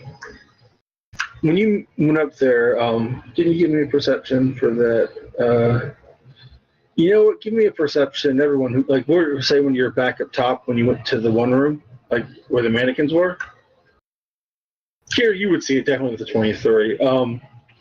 You notice behind it in the room where the windows were, where there were barred up windows before, are now all the windows are completely bricked over.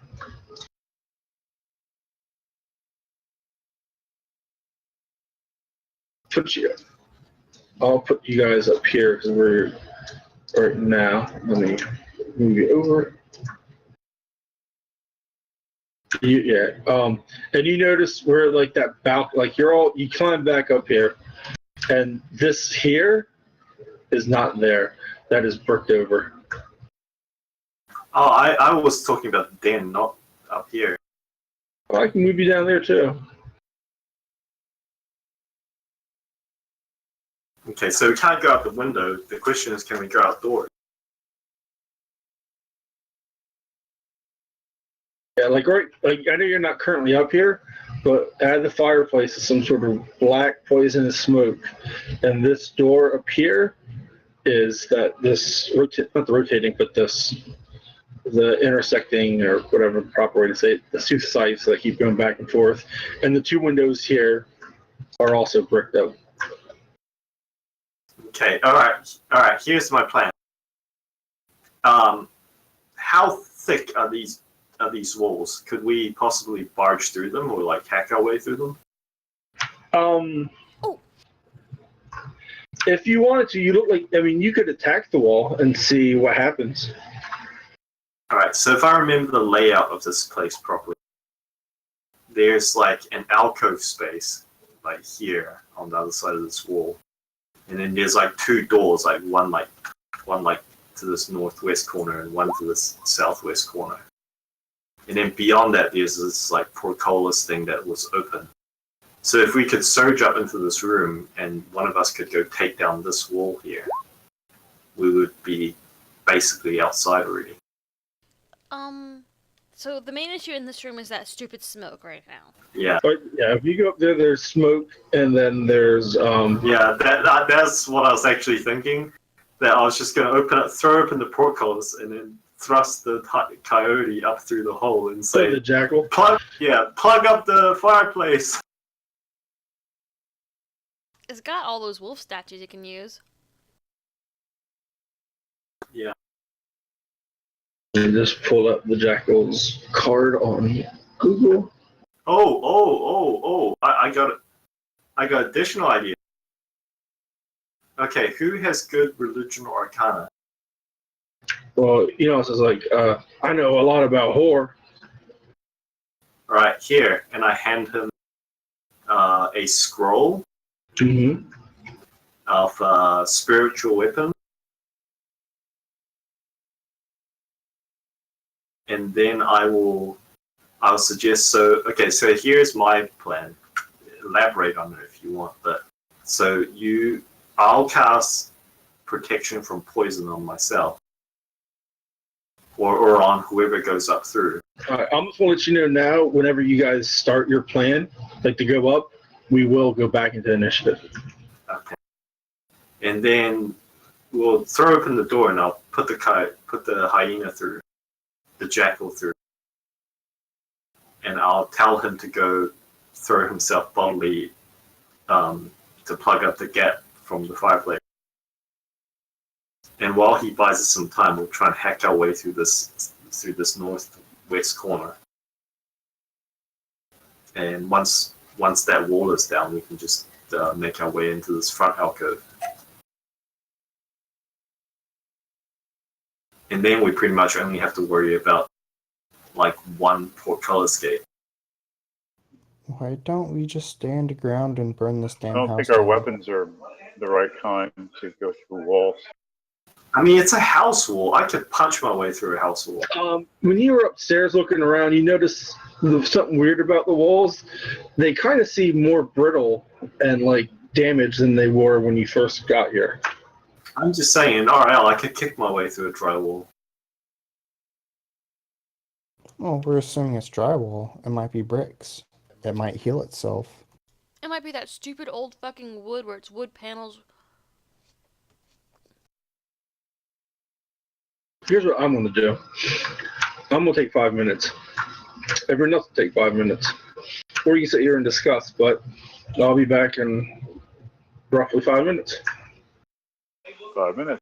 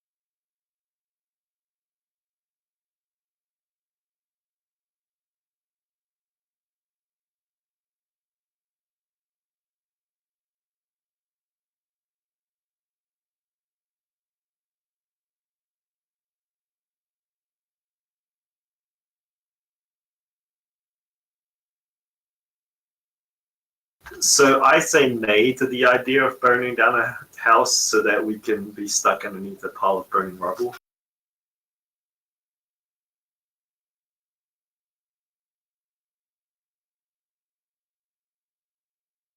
He did say the walls look more brittle, so it is possible to fight out through the walls. Yeah, so I think either all of us or one of us goes up with under this protection from poison spell. And while the jackal stuffs the fireplace for a couple of seconds, they go work on that wall. If we had hammers and axes, that'd be a good way through. But a sword just won't go through a wall the way an axe will. Did you do Fireboard? So I got this here battle axe. That'll go through any wall. I still want there to you try go. just burning the house down. Look, if you want to do that, we can do that when we're outside of the house and not inside of the house. We can go underground. But then we'll be stuck underground under a pile of burning rubble. We've got food, and then he points to Kiri. Look, I'm You say sorry. that, and Firefort says, "I'm not going to eat that halfling. She's been healing me." Memnon sighs and pulls out his second good berry that she gave him. Look, no offense, but I'm not going to eat good berries for forever. That's just... No.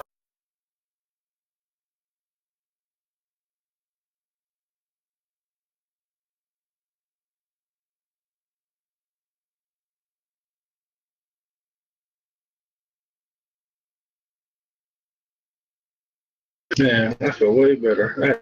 I didn't have to pee that bad.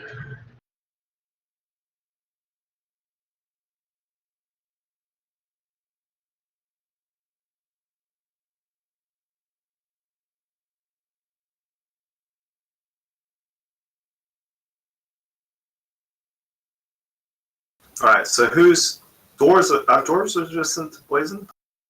I think they are, right? Mm-hmm. So yeah, he casts protection from poison. Well, he's already resistant, so he doesn't need that. Nope. So yeah, he just takes the battle axe, goes up through, takes a swing at that wall. I'll pop the hatch open, I'll put the jackal up and tell him to go plug the fireplace.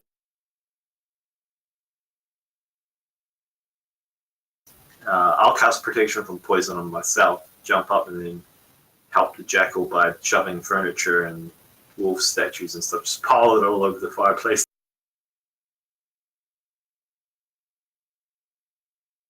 And then while you guys go to work on the section of wall, that sound good? Did we get a chance to short rest? Not yet. No, they didn't. Firehorse wanted to, so Kiri healed them. But if you want to, you can. I mean, if everyone will wait. I think we're all trying to get out of the damn house. Yeah. I go, would a bear be easier to get through the walls?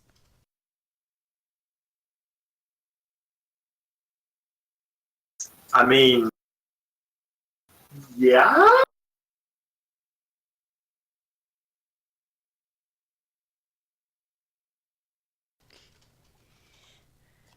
And she'll look and she'll like, well, where do you want the hole to be? So she gestures towards, she draws like a outline of the house, of the first floor and like the dust on the ground. And then she gestures to this wall.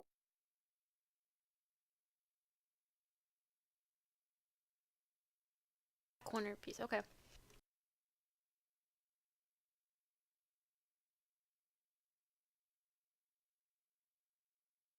All right, when you're ready, let me know, and I'll pull up the initiative tracker. Yep, pull it up, I guess.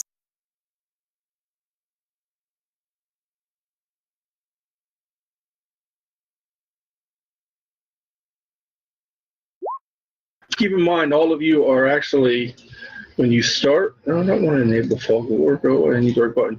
You're all coming out of here. Mm-hmm.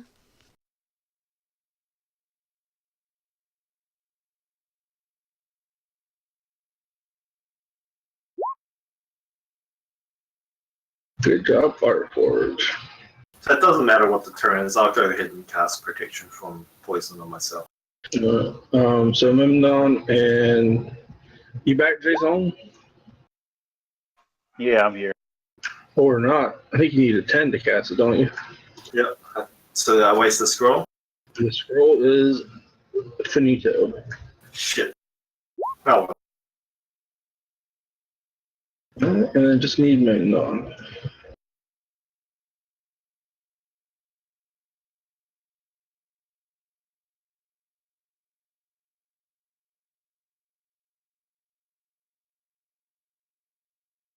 It's right there.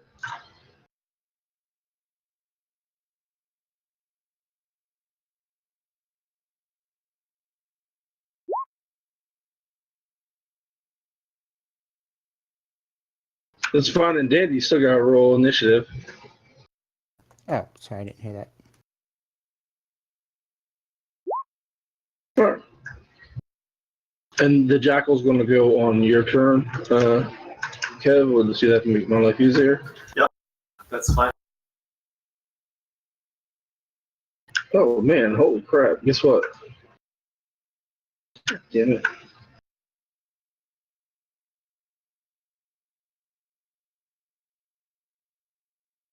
I have an actual jackal token. Got to reload for a second because I tried to talk when I was bringing it over and it kind of fucked up the thing. And I have a giant jackal floating on my screen. So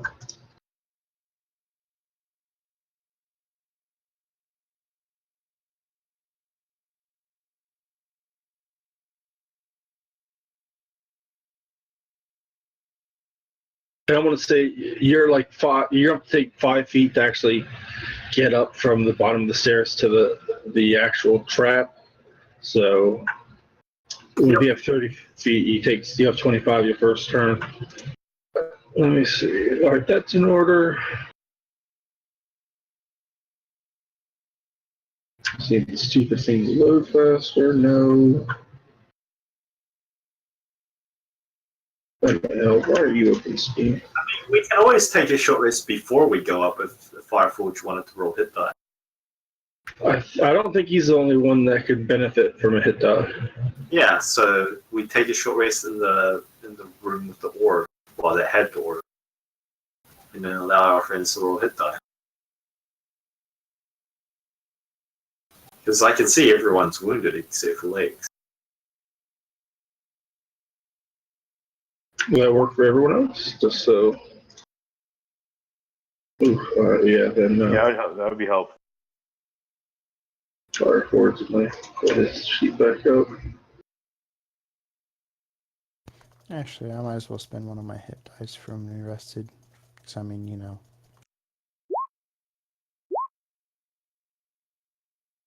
Oh, man. 5 actually, so 5 I think tops him off.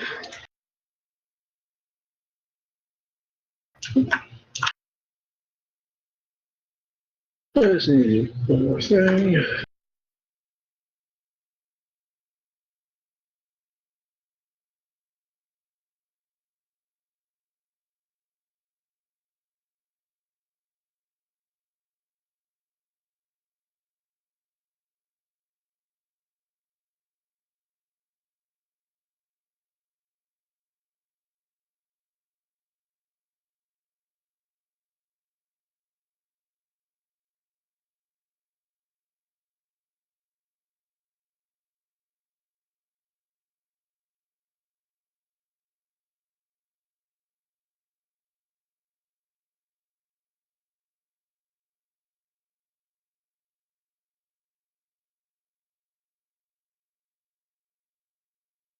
Really, game?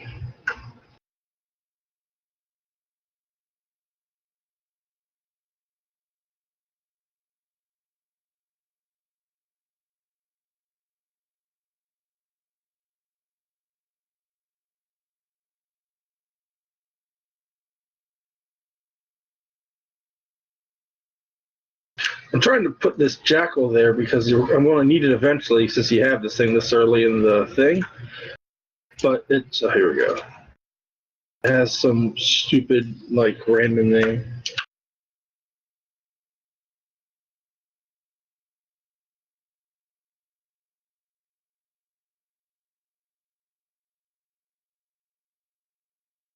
All right, I'll make a thing for that later. But right now, you should be able to control it. Oh, hold on. One more thing, and we'll start this.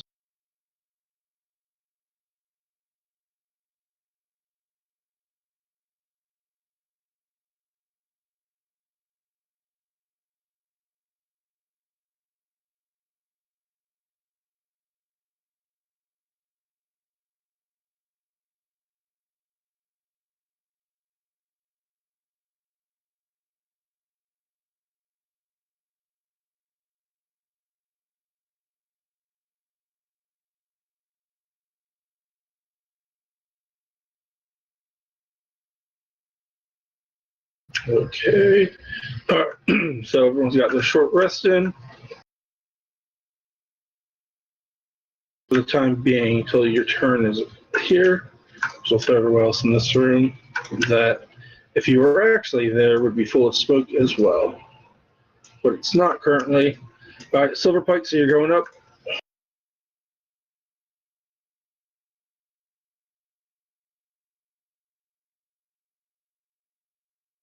Sorry, I tried opening the wrong thing on my phone. Yeah, I'm going up. The moment you go up, I need to give me a con save. Okay.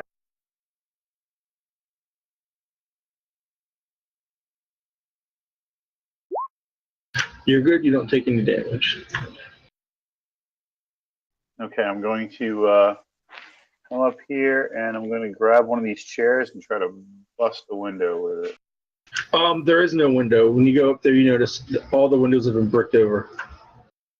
Oh, they're bricked over. Yep, every window in this house is bricked over.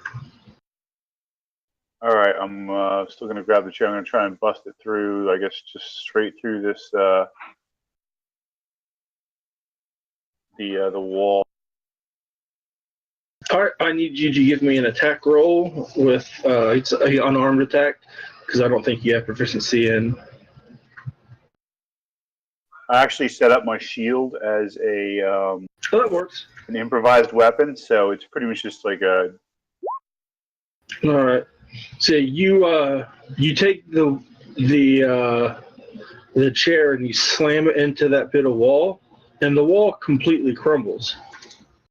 But the moment you do,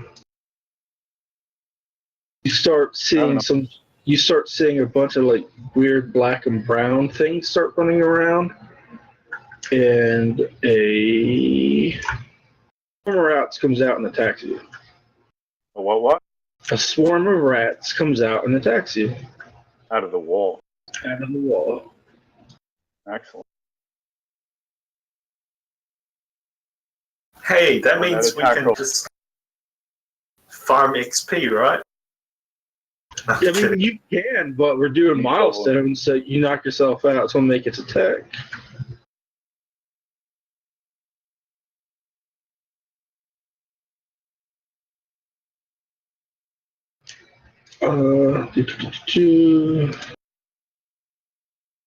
To bite you a bunch of times, so. And that's a 7 to hit, so I don't think that hits you even if you didn't have your shield up. Okay.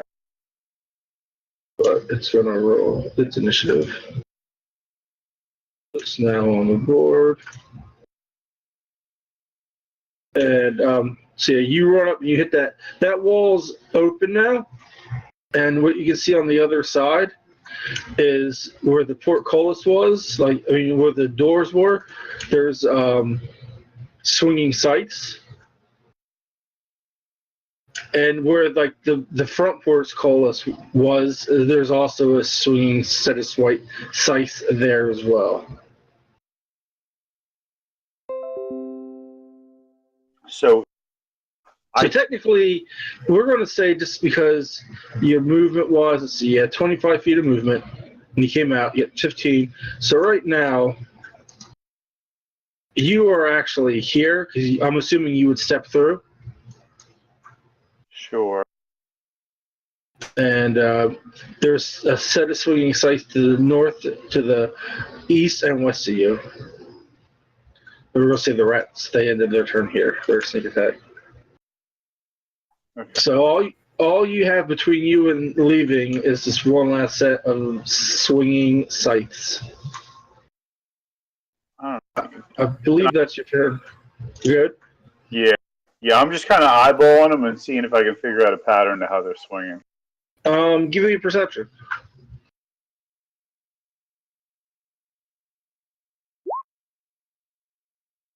Let's see. What was that stupid thing I just closed by accident? I had to reset my thing. It closed everything.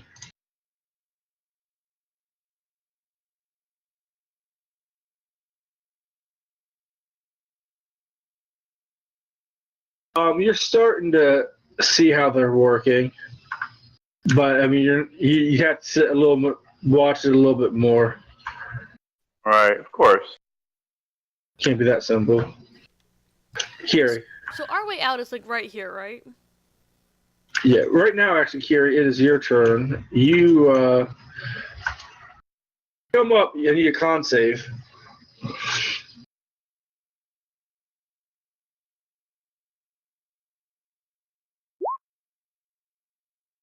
Yeah, you're good. You don't take any damage. You see Giselle's punch through the wall, but where the wall was there on the floor is just a swarm of rats that are nipping at him, and they look at you, but they're not moving towards you. But you would have to go through them. They are an enemy.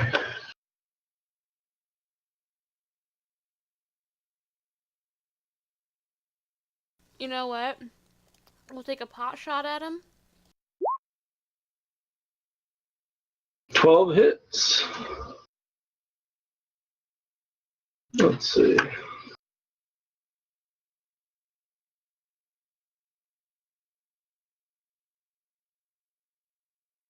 Oh, yeah, so they take 6.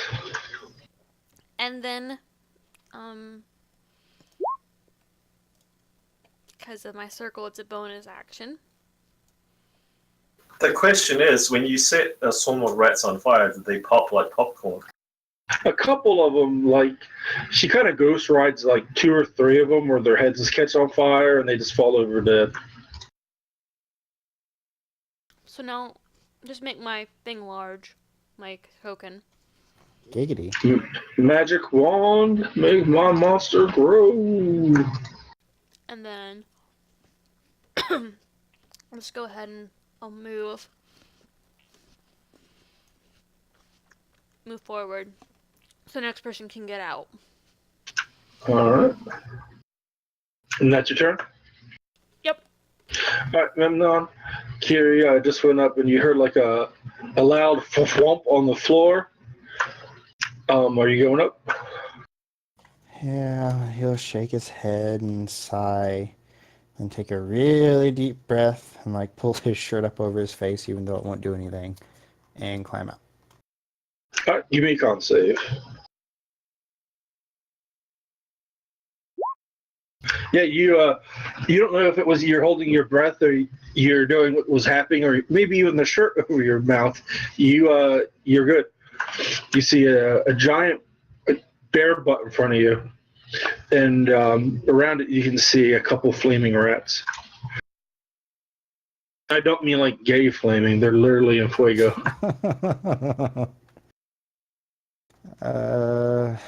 I don't suppose I'd have a clear shot at any of the rats. Was it a Yeah.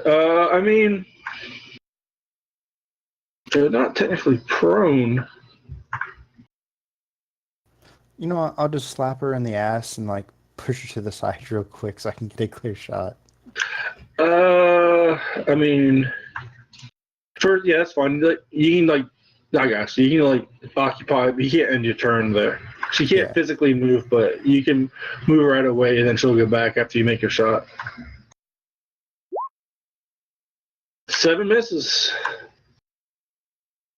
Well, I'm assuming you'd have sneak attack because they're being harangued by a pissed off half orc and an angry brown bear, so they take damage. Wait, 7 hits? Well, didn't you have advantage because of sneak attack? Because of the. Sneak attack doesn't give you advantage. You're right. I'm the worst.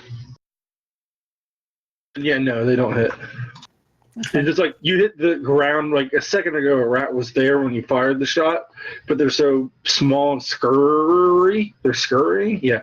So it misses. Yeah, Kiri's tail slapped me in the face from slapping her in the butt. Blame it on the bear bear. tail. It's a itty bitty bear tail. All right. Anything else? Nope, that's it. I'm gonna let you think about that one more time. Are you gonna stand there on the trap door? Oh, no, of course not. I will move over here. Hey, Brian. All right. It's now the swarm of rats' turn, and they are going to bite the angry bear, as they've probably had a couple of their taken by wild bears before. Watch as they get critted. A 17 to hit. Wow, 12 piercing. Jesus. As a shit ton of rats just swarm the bear and just start biting you all over. It's not fun.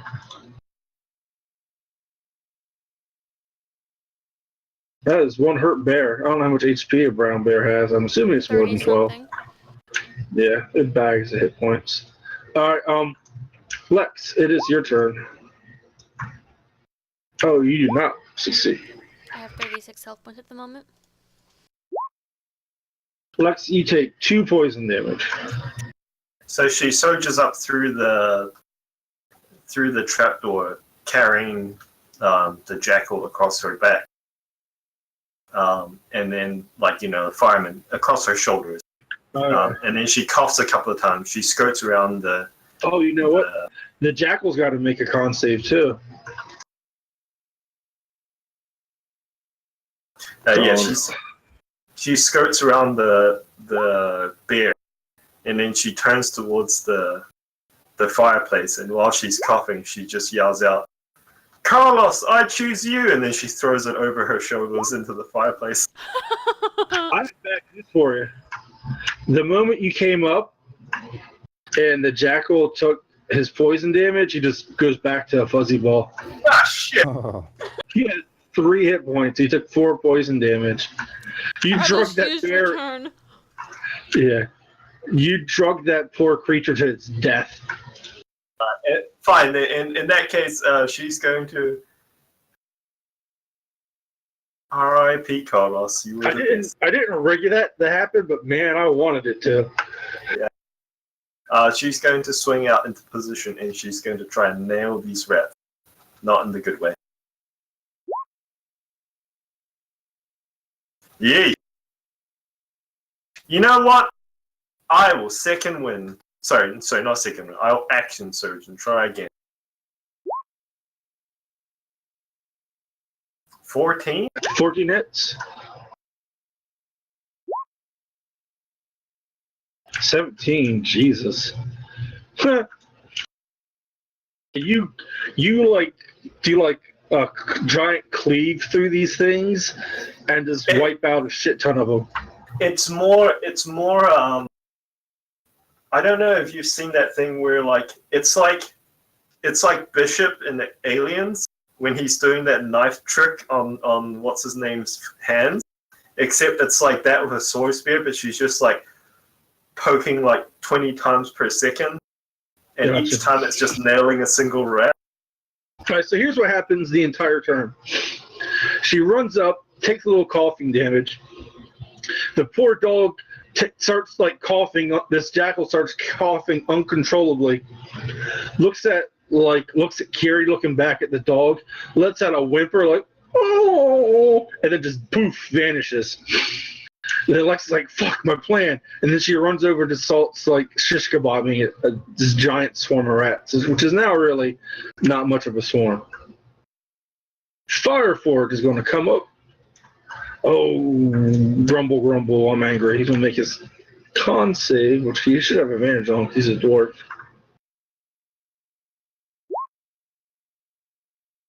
And he nails it both times. He comes out. What in horror's name?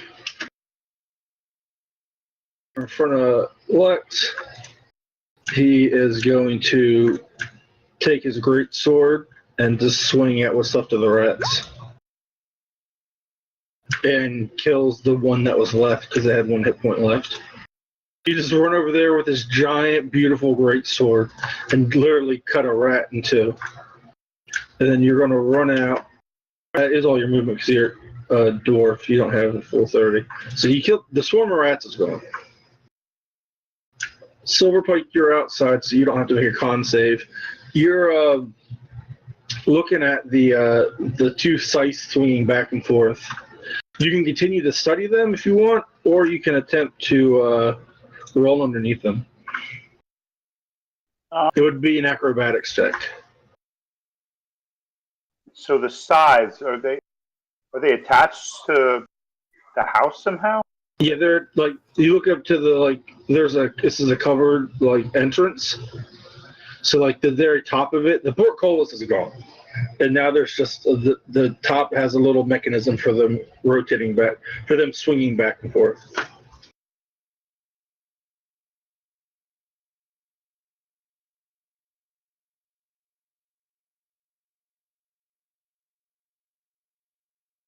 Actually, since you're out of the room, and you're not have to worry about poison damage, you can continue to study it. Meta-wise, takes a minute of studying to understand how it works, and that will give you advantage. But that being said, you do have friends in the room, and all of you can't fit out here. I mean, the bear can't fit out there, but I'm pretty sure the rest of us can. Well, behind him, like this one here, there's sights there as well. I know, but we're not literally 5 feet wide. We can't end the turn there on the same 5 foot square. That's in combat. I'm saying we're not literally 5 feet wide.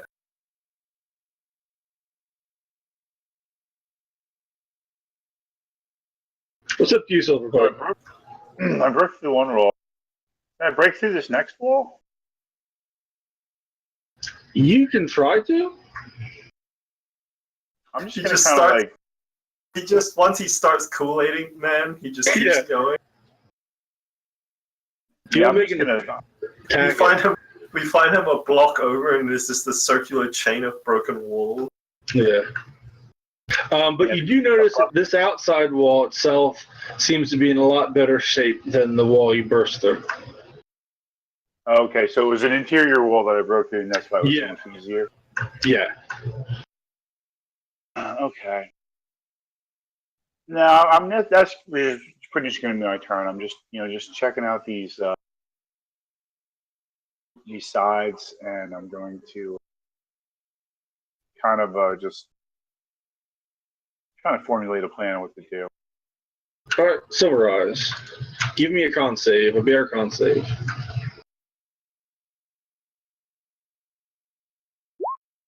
Okay, look what the con was. +3.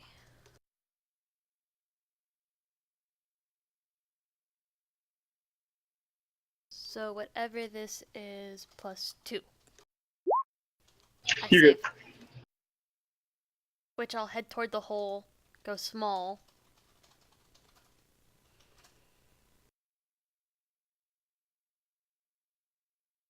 To the next room. I small again. As you turn back into Carrie, you hear from behind you in Nix's voice someone say, "I knew it." We're going out here. Yeah, I'm going to. Yeah. And into the front, to the east and west of you are just the swinging sides.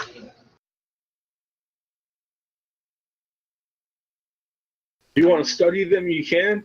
If you do, just so you guys know, if you do jam all up on there, I'm going to, if you try to make acrobatics with more than 2 people out there, I'm going to give it disadvantage because there's just not enough space to do all the movement you would need to avoid these things.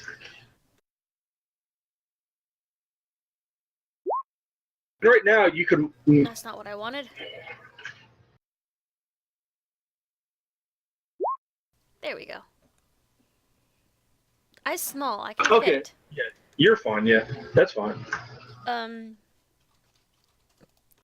So does anybody have a trident so we can try and wedge this stupid scythe?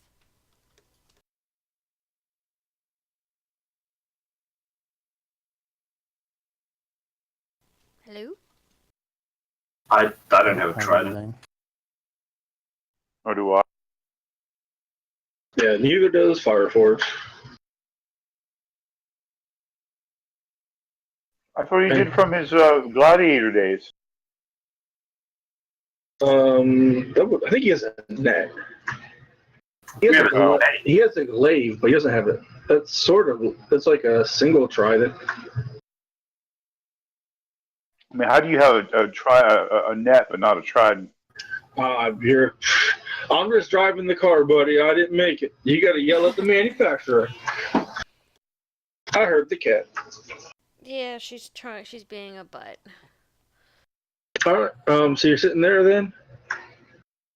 I'll go back in the room. You don't have to. You can sit there if you want to. That's fine. You could probably fit. Yeah, I'll put myself Yeah, under that's just fine. now. I'll let that. Yeah, put just All right. on top of me. Memnon. Okay, I can kind of see through this door. Does it look like there's gas in there too? There isn't gas, but this here is another set of size. Yeah, that's fine. I assume I'm seeing everybody going through this area. Yeah, that wall part is no longer there. And I need to give me a con save. Would I be able to tell if that Yeah. area is getting too full based on people like kind of crowding near the entrance? I mean, you remember coming in, it wasn't the widest entrance to begin with. But you know, Curie's not that big. Okay, I'm gonna call out to the group just to let them know where I'm going, that I'm heading out the other door just to get out of this, and I will try to acrobatics through. Okay. You're good. Yeah, you roll right under it and you are set. And yeah, this here is also scythes. Like basically every door you see here is not a door, it's a set of scythes. Yeah, that's fine. All right, you gonna do anything else, or is that your turn? Would that just be my movement, or? Yeah, I'll give you movement. If you want to try to make another roll to get underneath that one all out. Another acrobatics Actually, I then. was thinking about trying to find something around me to try to wedge up into these the glaives to possibly help anybody else. Give me a perception.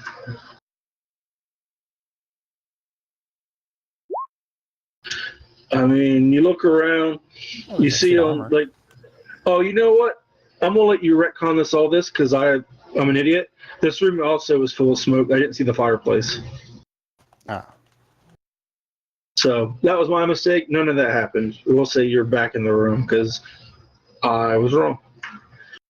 it's okay. I know I should have enough movement. So instead of trying to jam this, I will just roll past that, and then try to roll past into this one as well. Okay, give me another acrobatics. You're good. Yeah, you roll underneath it. There's no smoke in this one. And then I'll call out. You'll have to get through two of these doorways, but there's no smoke over here, guys.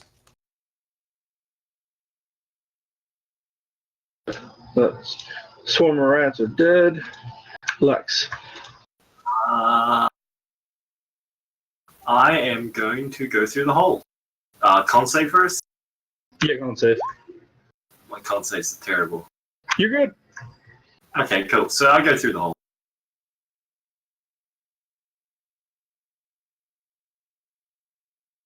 I forget that there's not an actual door there. I'm like, why are you still? Oh yeah.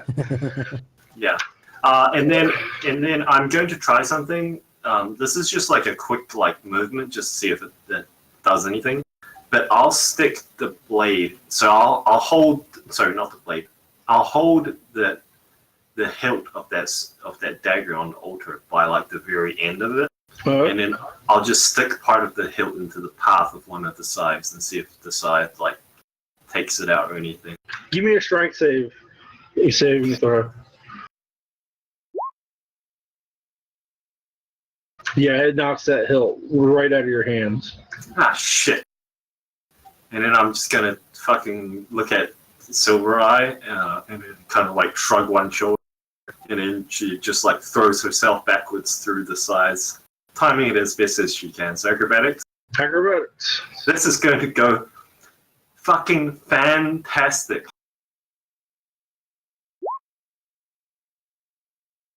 Oh, that's not bad. You roll underneath it and you get out of the house. And she rolls to her feet and she looks more surprised than anything. You look at the hilt on the ground and it's actually, you know what? It's the moment the hilt comes outside, it withers and it's gone. Huh.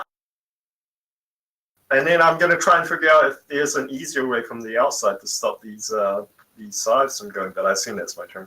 Yeah, no, you can look, but there isn't. It's now Fireforge's turn.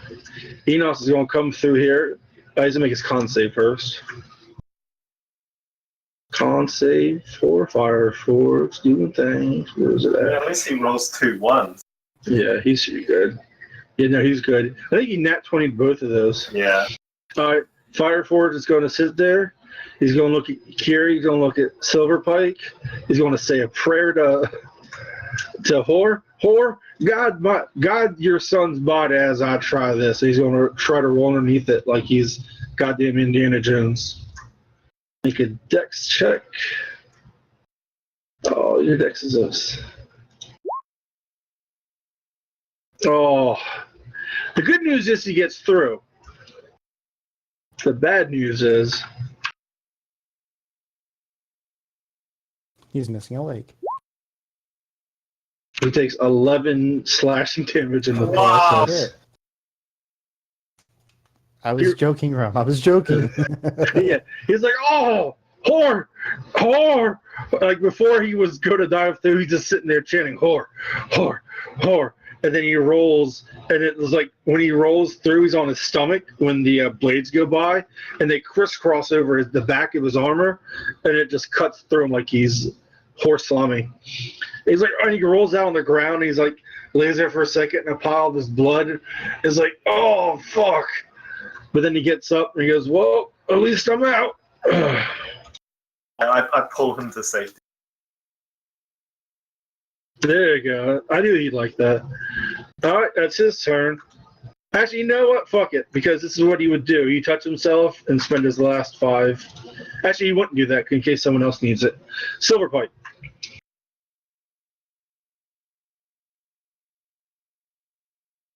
It is your turn to sail.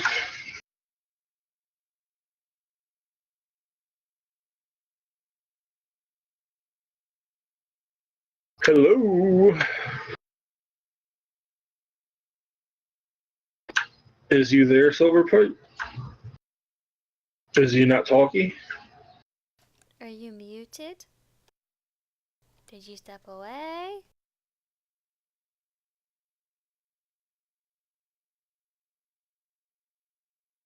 Well, then we will skip his turn for the time being. Silver Eyes. With everybody else, deciding to... How big is the gap underneath it when the scythe comes down to the bottom? I mean, it would still hit you in your current form. I need to know how tall the gap is. If you were, it's not very high. I mean, it's pretty low actually. Like, there's not like a huge gap. I don't know. Like, just so I know, what are you thinking about? Just so Weasel? I can give you the proper. A weasel. I would give a weasel advantage.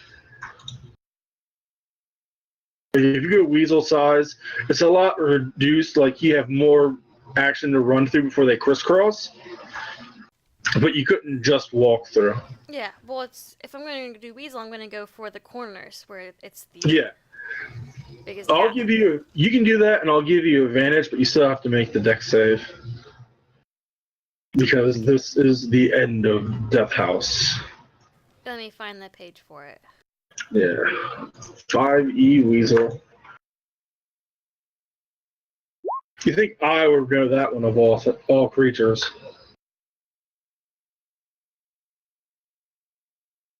Sorta. It's a +3 to Dex as a weasel. Okay, my deck. Oops. Oh, you know what? I have the same dexterity, so I can just roll this straight then. And it's athletics, Acrobatics. acrobatics. You know, if you were to turn into a brown bear, you could probably just walk through it. That's no fun.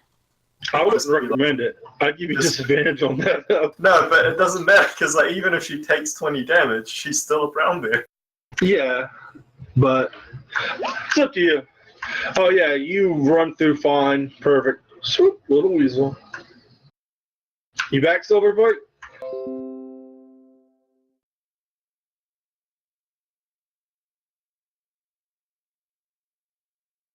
I guess not.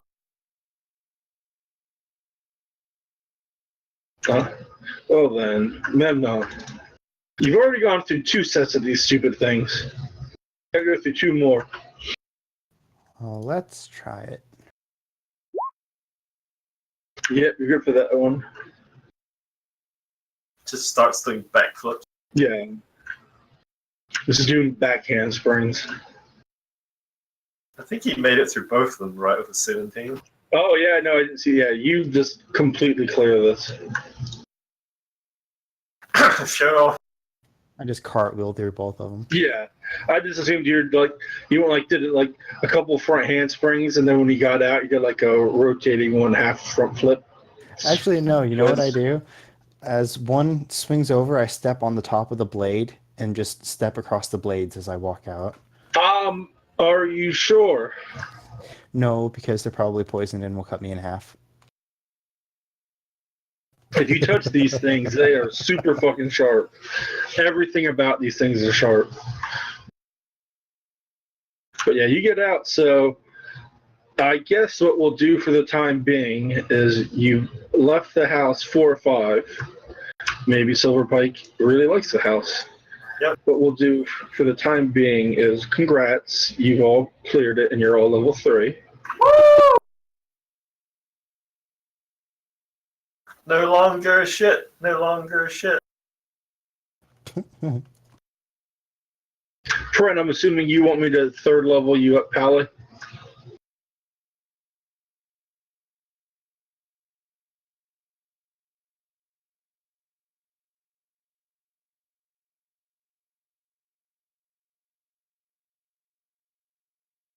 Oh yeah, we're not going to end the game here, but I'll let you do that when you get home. But the game's like, there's not much time left. There's about 45 minutes. Yeah. Hold on, I think I have that. And now I turn to Carrie and I'm like, burn this fucker down, please. Fireball, fireball, fireball, fireball, fireball, fireball, fireball. Yeah, so this thing is just in fuego. Yeah, this thing is just lit up like. Alright, well, yeah, I'll let you do all that. Just if I don't think there'll be much combat, but who knows? If it is, I'll roll with it. Right, we need to find an inn because I'm exhausted. What we'll do is we'll give you guys like 10 minutes to level up and see if Giselle comes back.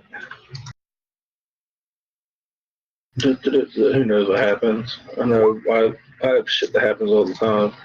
I think he must have just sailed. You're now back to level 1. Come on. That was bad even for you. Even I think that was bad.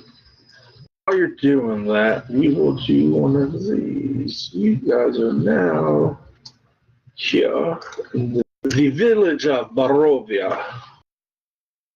You are here at the party token. It's really just a placeholder token. It's a picture of Castle Ravenloft. If you find something you prefer, I am not against changing it. But for the next couple, for the next 10 minutes, do your leveling, whatever, and then we'll continue from there. Yep. Anyone multi-classing? Now, yeah, just so you know that you left the death house, these are your characters, whatever, till they're dead. This is like the when you're exiting the sewers on Good. Skyrim. No, Yeah. was it Skyrim or was it That's Oblivion. Oblivion? Yeah. Skyrim is when you escape the town that's attacked by dragons. This is basically you finished like the beginning, and this is like the right now. If you were watching the game, you'd be seeing like the cutscene thing, like where you get the whole entrance. This is like we just left the vault from Fallout. Yeah, you just now left the vault. Exactly. You got your Pit Boys.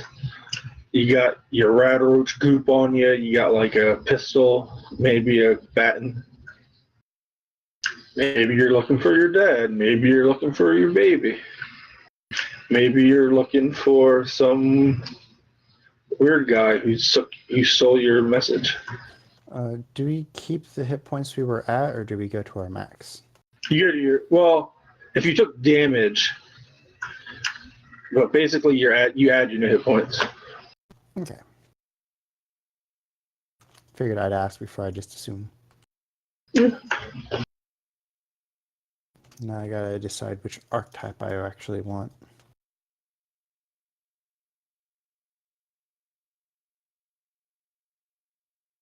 So I think I nodded off there. What I missed? I need you to give me acrobatics if you're going to try to go underneath the thing. Everyone else made it through. Enos took damage, but you made it through. Yeah, you take damage. You can get an advantage for studying it. It would have Okay. taken. Yeah, let's see. It would have taken a You're minute. I going- wasn't taking that long.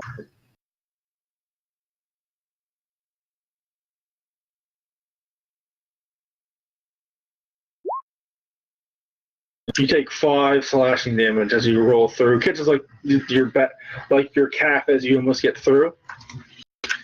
But you're out. Everyone's out of the death house, and it's now on fire as Kiri just burn it down to the ground. But you are now level 3. Oh, sweet. What else do I get at level 3? You guys are getting about 10 minutes to do your leveling, then we'll continue for about another half hour, then we'll call it.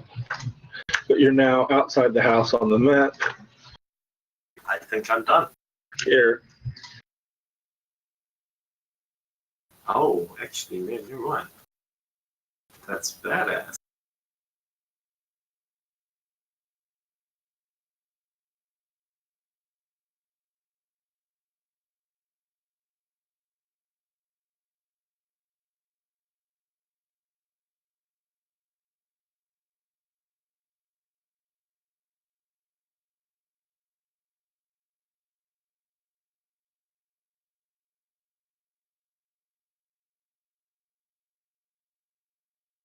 Okay, we're allowed to use the Xanthar's Guide stuff, right? Yep. Okay, so I'm going to take the Inquisitive archetype, I believe. Let me find my copy. Is this the Death House? The red one?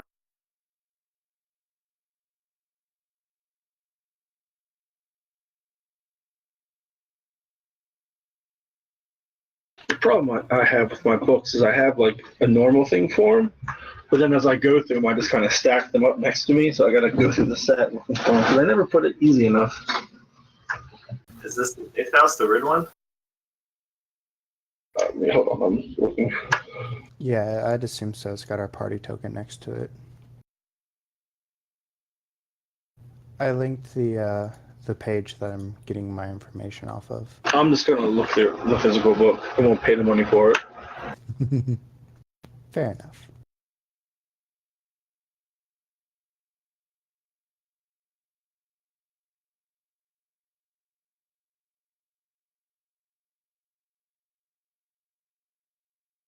Basically, the biggest draw of it is I can make a perception check based against their insight versus their deception. And if I succeed for 1 minute, I can do sneak attack as long as I don't have disadvantage.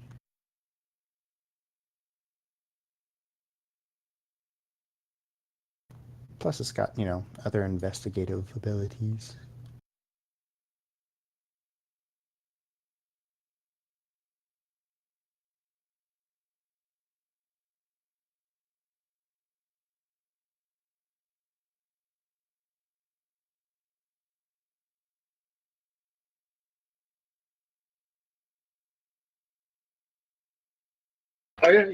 Insightful fighting.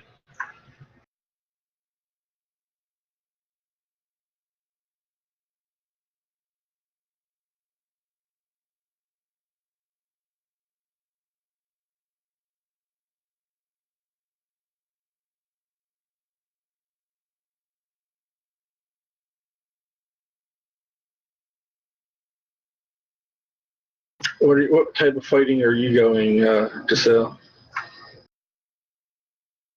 Champion. That's right. Them crits. Yeah, he likes some crits. And I'm assuming, I don't know what a druid gets it for. 3 basically gets two of the next level spells. There you go. And what do you do, Kevin? You still... I am now a samurai. You're just going straight fighter for the time being? Gotcha. Don't sound so excited. I never sound excited. Fireforge, he will set himself up as a Oath of Vengeance when he gets home. Basically lost that multi-classing. Oh, whatever.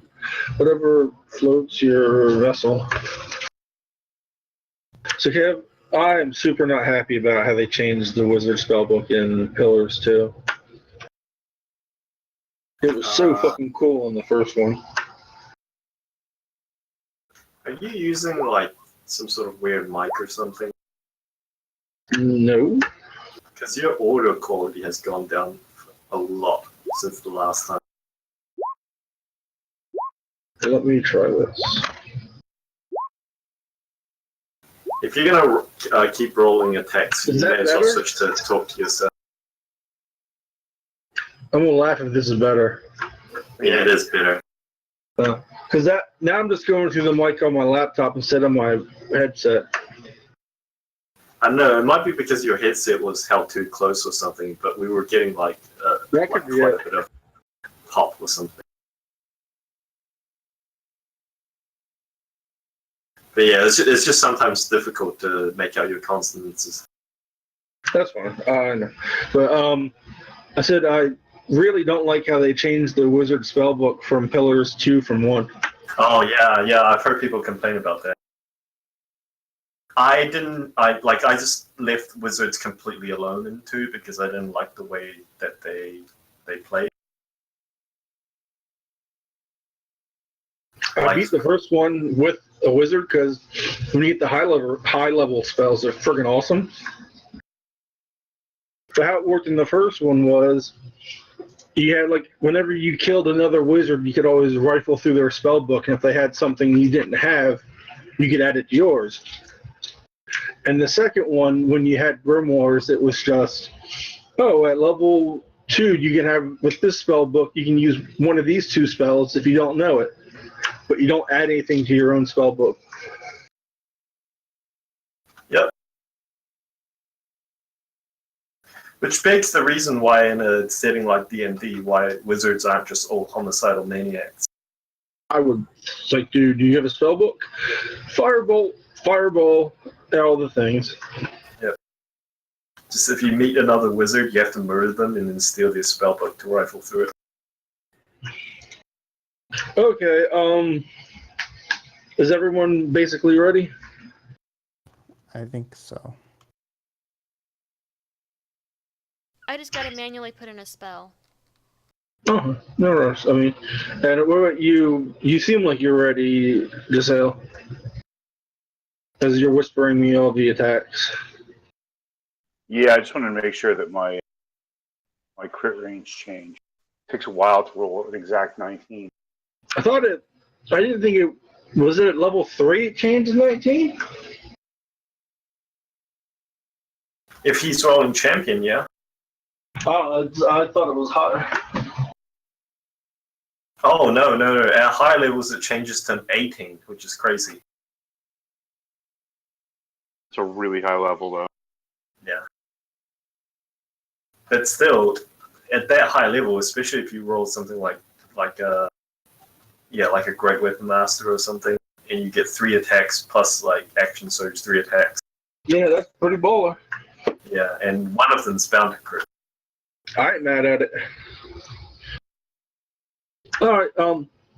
So if you want, give me a perception. Just give me a random perception when you leave the burning down house. Good job. We started the fire. That's not how that's on. All right, Lex. Let's see. And I guess I do want her fire forward. Because certain people hear certain things. With his -1, he hears. Oh wow! You hear Lex with your crazy elven, not elven ears. You hear from. Let me see something. You guys see the numbers and shit on the map, right? Like the locations. No, we do not. Those aren't GM layer.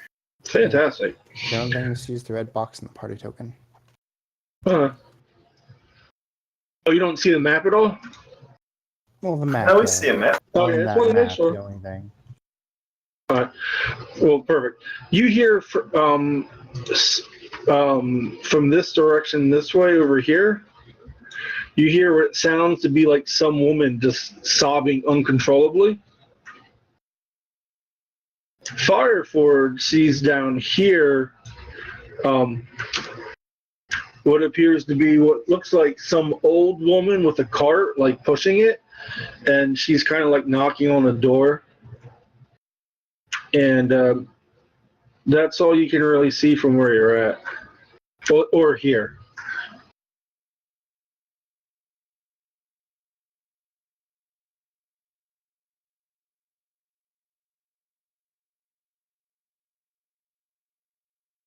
All right. Well, if you're done setting the house on fire, perhaps we should go find some place to take a bath.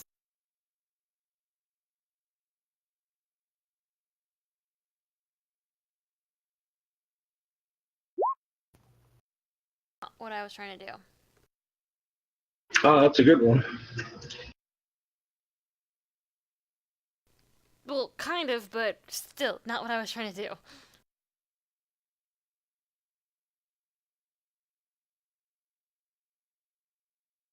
So I take it we entered from this way?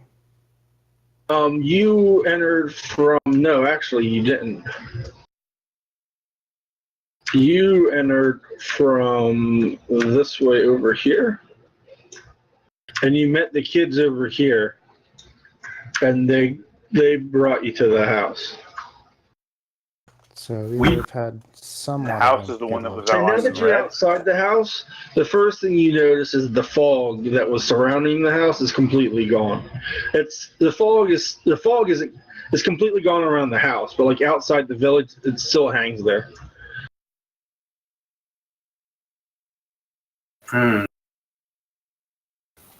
Let's go look for a tavern.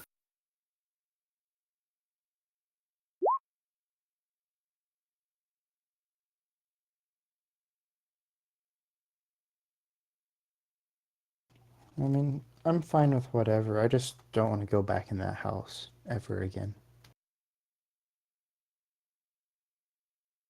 Also, we need to have somebody look at all those relics we pulled out of that basement.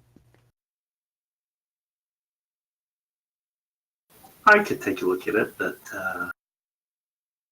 well,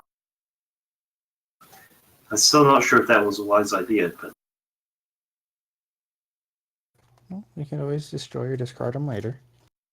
I'd rather take something and, have it not want it, and vice versa.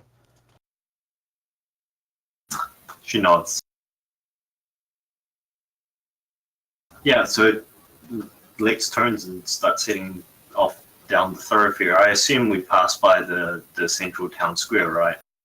Give me 1 second. I am tabbed out at the moment trying to find my GM notes for this, so I just thought it was something written down for later.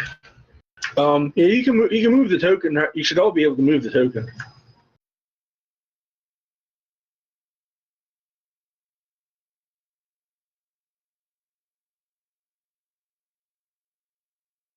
And while you're looking, like when you're moving and looking around, all right. You notice that most of these houses are boarded up or closed, and it's right now. It's kind of early morning-ish. It's probably like mid-afternoon. You're not sure exactly how many days you were on there. It's kind of a blur. You to the south of you is where you hear like the sobs are now getting louder. But you do notice here is what appears to be some sort of tavern or something. If you wanted to go look at it, you could. Yeah. All right. Ignore the hook. Oh, whatever. Yeah. Don't bother me. Yeah, you actually I lied.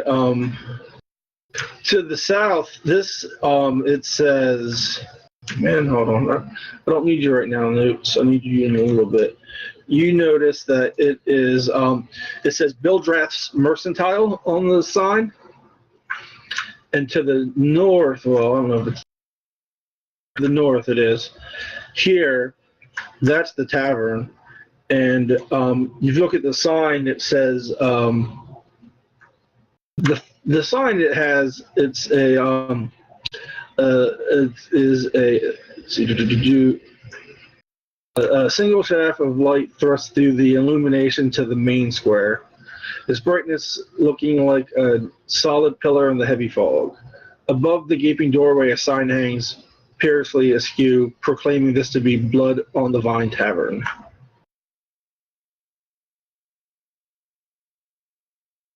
When you get closer, you see that the sign itself said it was actually Blood of the Vine, but someone scratched out the of to end.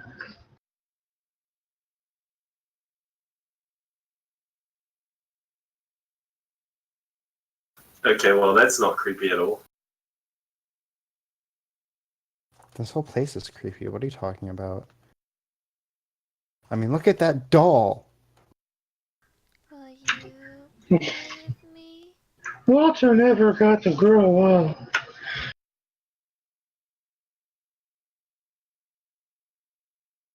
I still say we should have left that thing in the house and burned it down.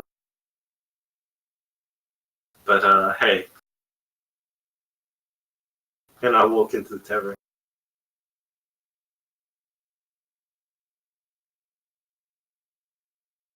Fireforge would be like, well, I want a fucking drink. He would. Just because he's a dwarf doesn't mean he's an alcoholic. No, it's because he ran away from his wife and kids. This means he's a bad father. Yeah, and an alcoholic. All right, so you guys are going into the tavern then? Yeah, sure, why not?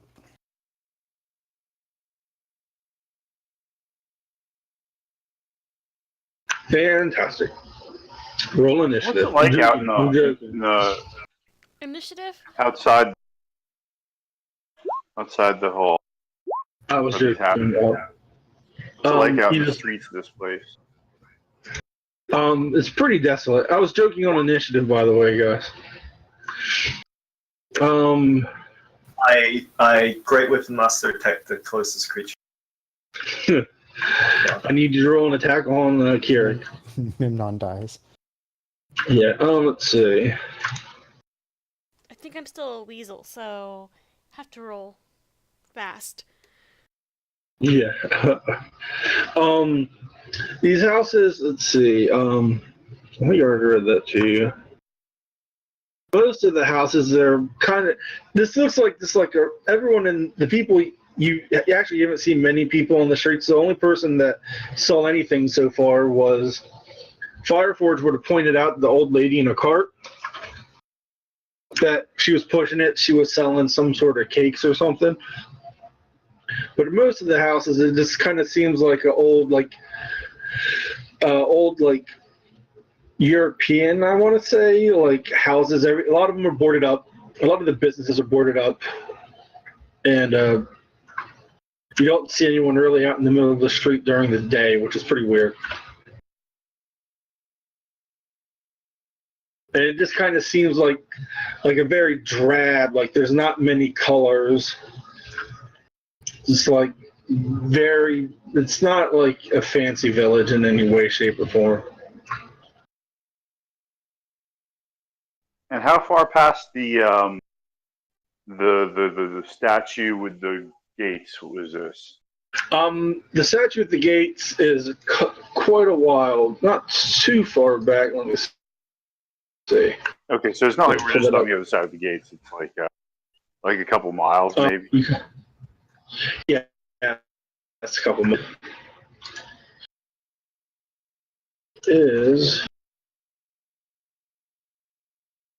It's like 2.5 to 3 miles to the west of the gate.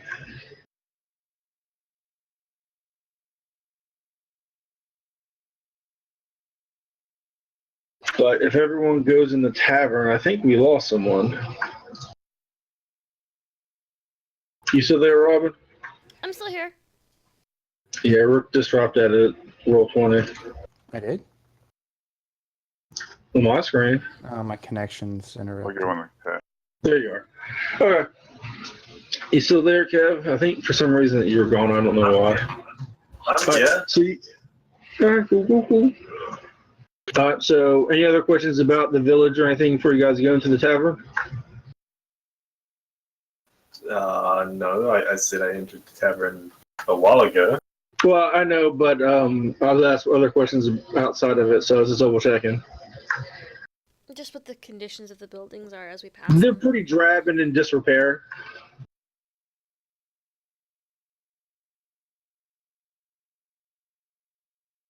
I guess my next question would be, with us setting fire to that house, is it in danger of setting other houses on It fire? seems far Now enough away she asks that question. Yeah. It seems far enough away that that it's not really going to affect many of the other houses, and if it does, it looks like the houses next to it, both of them are abandoned anyways. Adventurers, man. They're not in town for like the fucking first hour and already they're setting buildings on fire and committing mass arson. Hey, it tried to kill us first. As long as it's not the orphanage, I think we're okay. Hashtag it was the orphanage. All right, so you walk into the tavern, and it's about 60 square feet to go in there. You notice that there's a blazing fire in the hearth. By the fire, there's a few huddled souls within. They're trying to keep warm. You notice that there's a barkeep, 3 women sitting together at the bar itself. They seem to be having a well enough time. And there's some man kind of brooding by himself in the corner. Do the 3 women have like one odd-looking crystal ball between the 3 of them? Give me a perception. It kind of worries me that you say that. That's such a stereotypical thing. They do not appear to. I just, if you're going to assume they're hags, I'll just kind of figure I'll mess with you for a second. And Well, I you was just notice, going off fates. yeah, you notice the bartender. He doesn't really acknowledge you. He's just cleaning glasses, it appears. All right. As we gather at the bar, I ask the others. So, what is our current objective? We need to get out of this place, right? What are we here for again? We just kind of showed up. We were escorting a noble, I thought. You were going to pick up a noble to escort him back. You never got to pick him up. I go up to the barman and ask where the fuck we are. That's a good question. He just kind of ignores you and just keeps cleaning his glasses.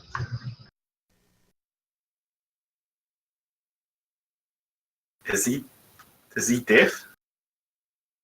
I'll lay a silver on the table and then politely ask him where we are.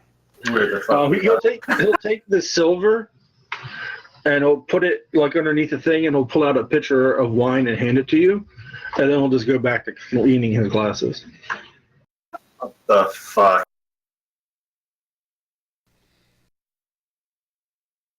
I yell out, 3 copper to anybody who can tell me where we're at. On a map. One of the women come over, and she takes the 3 copper from you and says, "You are in Barovia." And then she goes back to her. No, I specifically said on a map, so I get to keep my 3 copper. Did you pull out a map? Nope. And then she has no map. I'll pull out a map. But it's not a map of here, obviously. It's a map of the Sword Coast. Yeah, she, let's see. No, it's technically, she kind of points south, like, double check this.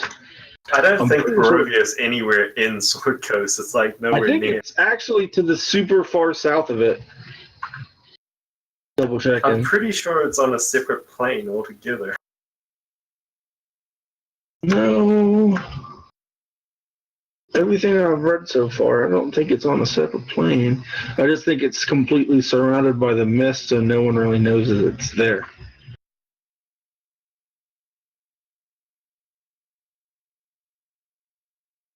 Oh, no, you're right. It's a demiplane.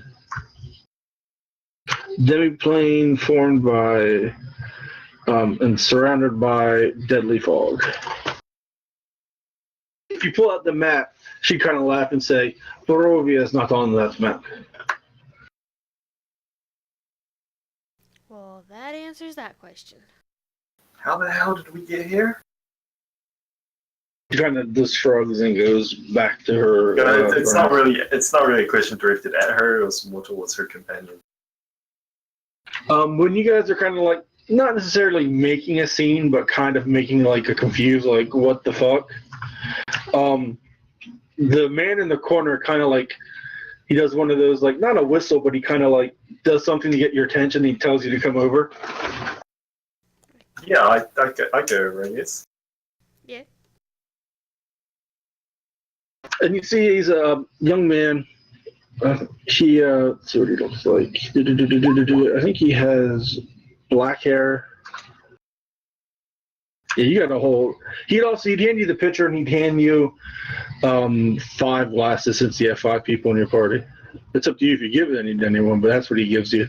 Then he goes back to cleaning his other glasses. Okay, I wonder, and why am I doing weird accent? Because I am doing weird accents. It's Barovia. Don't be okay. So I wonder if you hand the bartender a pitcher of wine, does he give you a silver? He'd kind of call you over, and then he'd whistle at the bartender and hold up a silver, and he'd come over and with another pitcher, and he'd offer all of you wine.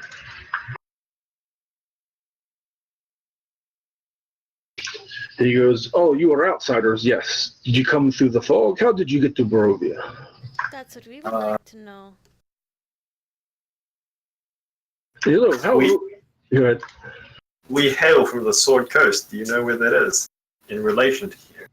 He'd kind of look confused for a second, and then you go, I've never left the borders of Barovia. I've lived here my entire life." He goes, "Oh, how rude of me." And he sticks his hand out. He goes, "I am Ismar Kolyanovich. Alexandria. Pleasure to meet you." You are adventurers, yes? And he kind of like he sticks his hand out and shakes it, and when he does that, when he goes to shake Enos's hand, Fireforge hands him one of the glasses and like to fill it up, and then he fills it. Then he shakes his hand, and then I guess Fireforge, we're adventurers. He's like, yeah, how do we get the fuck out of here? I suppose you could consider us adventurers, yes? Well, you are outsiders. You are not the first outsiders I have seen. Did they perhaps happen to go into that creepy house on the east side of town and not come back?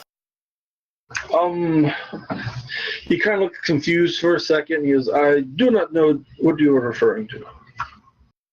And I'm going to inside check that. The house that's currently on fire.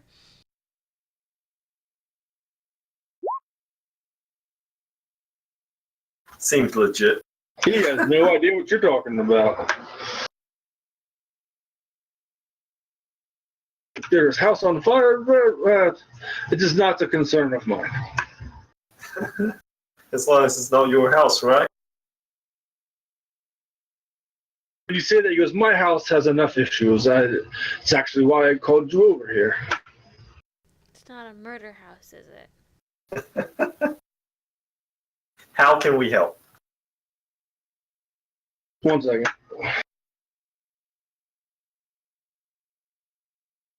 How can we help? Why should we help? And where should we help? And when should we help? Those are the questions. No, I'm kidding. Let's see. Double check. It says, I need help transporting my sister away from this town. We want to go to Vallaki, but it is not a safe road to get there. And she is at the church with her father. Can you spell Vallaki? I can. Here's my notes. Don't worry, Memnon. We're expert transport quests. Questers. Vallaki. Blaki.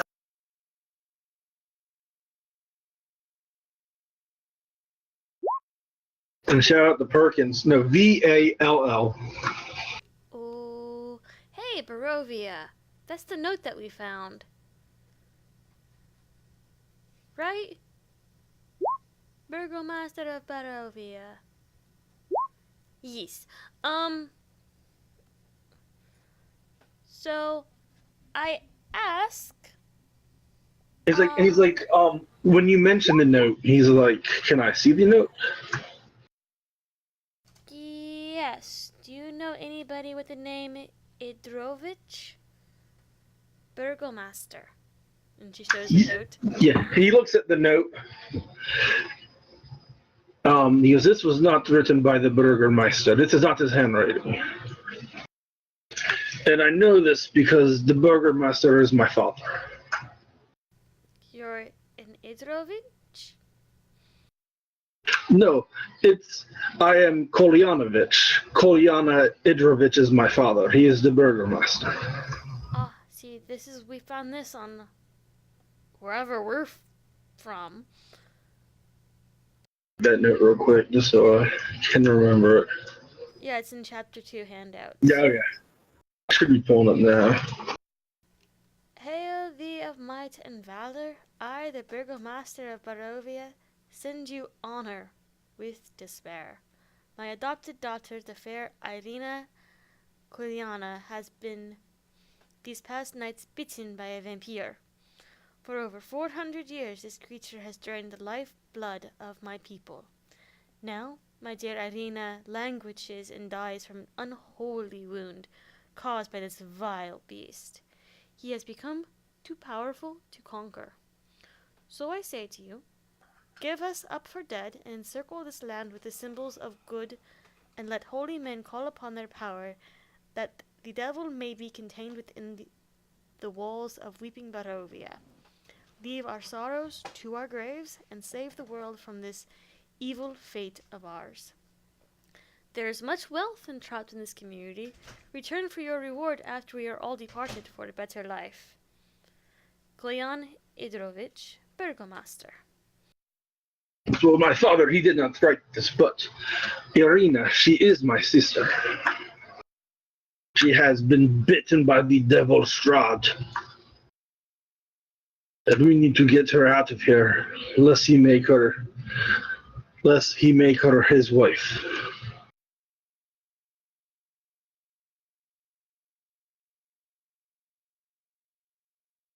We need to get her from the church to Valaki, where that it is safer there. It is a better defended village.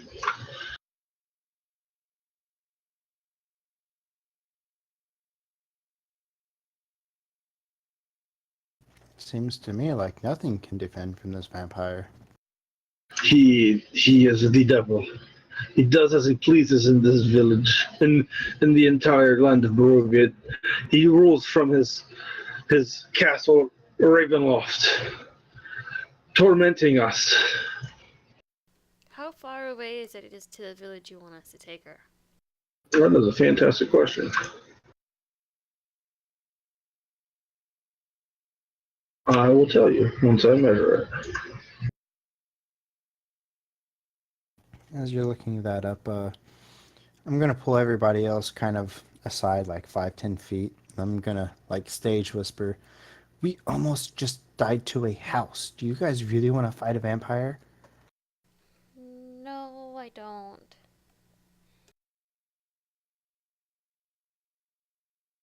It says it would be to the northwest.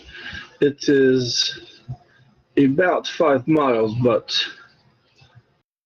it's never as simple as it is in Barovia. The devil haunts us at every turn.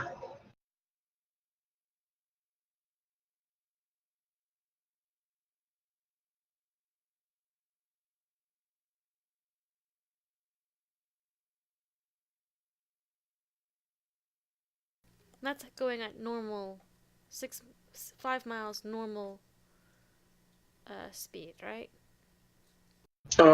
Roughly, I think it's like you can do 30 miles a day. It's 20 miles a day. Yeah, something normally, but That's a human is 20 miles a day. it's you know what? It's like 5 miles as the crow flies, but it's a winding road. It's probably double that. I'm not going to measure all that because it'd take forever. It's about 10, like the road itself. You know what? We'll just do this. Easier for you. Can you see the map? Yeah. Yep, although it's still loading, so it's low resolution at the moment. Tell me when you can see where I'm pinging. Yeah. Yep. You're there. Valaki is there. And where did we enter this place? You entered this place. Come on, machine. Entered there. So we did come in through the east side. Oh, you know what? You're right. I was mistaken. You're correct. And yeah, this is the gates, as you can see, and you came in through the east side of town. And now you are there. And this is Castle Ravenloft? Yeah. He would pull out one of his maps just to make it easier, just to make the sense. And yeah, that we will do our best to avoid it. Yes, probably smart. So we head west, and then we cut north, and then we head west more. Would that not put us in danger of coming close to Castle Ravenloft? Everything is in danger of everything in Barovia. You are not safe. Even now, you are not safe. But for the blood god. The devil, he is always, and if it's not Tim, it's one of his many, I don't want to say minions, but we'll say minions. I feel like they would say minions. Thralls? He has thralls, but he has others in his employ. And he kind of like says employ kind of sarcastically. Does he give dental? Get it? Boo. What we'll do though is we'll go ahead and end it here. It's almost midnight. You guys can think about it for the week. Yeah. Plus, I think we have like not just one person missing. We have 2 people missing. I think Giselle's probably going. If Jason isn't asleep, he's about to be. Yeah, because I haven't heard him say anything for the past hour. Yeah. We'll end it here. Yeah, I'm going to call it a night. I woke up long enough to hear you saying I'm asleep. Yeah, it's fine. It's no big deal. We'll end it here, and we'll continue next week. All right, cool. Everyone have a good one. Have any questions? You know where to ask me. Oh, I did have a question for Robin and possibly Rick. I'm planning on running a Starfinder campaign sometime in the near future. However, unfortunately for you guys, it's going to be in 7 p.m. Good night, everybody. Night. UE time. That would put it in like 3 a.m. your time. So I know you guys can't join the game because, time zone conflicts, but I'm doing something kind of like as an experiment. I'm bringing in some of my American friends to create their own lore and factions. Okay. And then I was wondering if that would be something that would interest you. So, like, basically, as time progresses in the campaign, as the players play and time progresses in the campaign, I will periodically get back to you and let you know, like, I might implement some sort of dice rolling system and tell you, like, how your faction is doing in terms of, like, whatever they were doing. And then you can give me, like, this is on my faction's agenda for the next, like, 2 weeks. And this is who I'm sending to go do that stuff. And this is how much, like, money and power and resources I'm putting towards it. And then occasionally, the PCs might do something that directly, like, influences your faction. And then you can decide, like, how you want to respond to that. So basically, I'm asking you to play either a villain or a NPC or an ally of the. But it won't be like direct playing because, like, time zone. Yeah. So basically, like, you could, for example, you don't have to be antagonistic. By the way, you could, like, offer them. You could be like an employer. They're basically. So at the moment, it's working out to be they're either a group of, like, basically detectives or, like, vigilantes. Alternatively, they're a group of, like, corporate espionage spies. It's like a sci-fi setting of Starfinder. So yeah, if you're interested, you can create your own faction, and then, you could even hire them if you wanted to, or alternatively, you could be like what? Well, I won't say what Rum is doing, but he's basically running a gang. I think I've finally figured out the name for the head guy. I think we'll call him Spare Parts. Android, huh? No, he's Yoshi or whatever. He's a Yosoki. He's basically Rocket Raccoon, but more rodent. Yeah, he is. There, like, you need a really shitty person to have really good heroes. He's that really, really shitty person. Yeah, I wouldn't be surprised if they go out of their way to murder him and his entire group because he is not anything good. So I leave it up to you. I'm not forcing you guys to do anything. Just if that sounds like something that's in your ballpark, let me know. So we're basically creating elements for you to play with? Yeah, basically you create your own like faction. I'll give you kind of like a run through on the setting, and then you just let me know what your faction is, and then like I will periodically, like every couple of weeks or so, or maybe even every week, I'll let you know like what's changed about your faction, what's gone right, what's gone wrong, and then you can tell me like how you want to respond to that. And then like if any time the players do something that actually influences your faction, I'll let you know, and you can formulate a response. Like, say for example, I want to hire a gang of thugs to go and take out these annoying pests, and then a gang of thugs will show up in their game.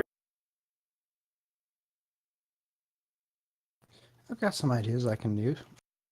I'm in a Alternatively, Starfinder campaign now, so alternatively, you could be like, you could be like a drug gang, and you'd be like, oh, the police are like, or a rival gang is honing in on my territory. I want to hire a group of mercenaries to go waste the other side, and I'll be like, you guys receive like like a communique or like a bulletin board drop. Someone wants to hire you to go waste some gangsters. That's kind of fun. That's something to think about at least. Yeah. Let me know if you're interested. I won't be starting the campaign for another, I assume, at least 2 or 3 weeks. So Yeah, so will the players have their own transport? yes. Well, they can purchase cars and purchase vehicles and modify them and stuff. Well, I meant ship-wise. No, it is like a sci-fi setting, but for this particular campaign, I'm largely keeping it to surface level on one planet. Okay. In fact, in one city. Okay.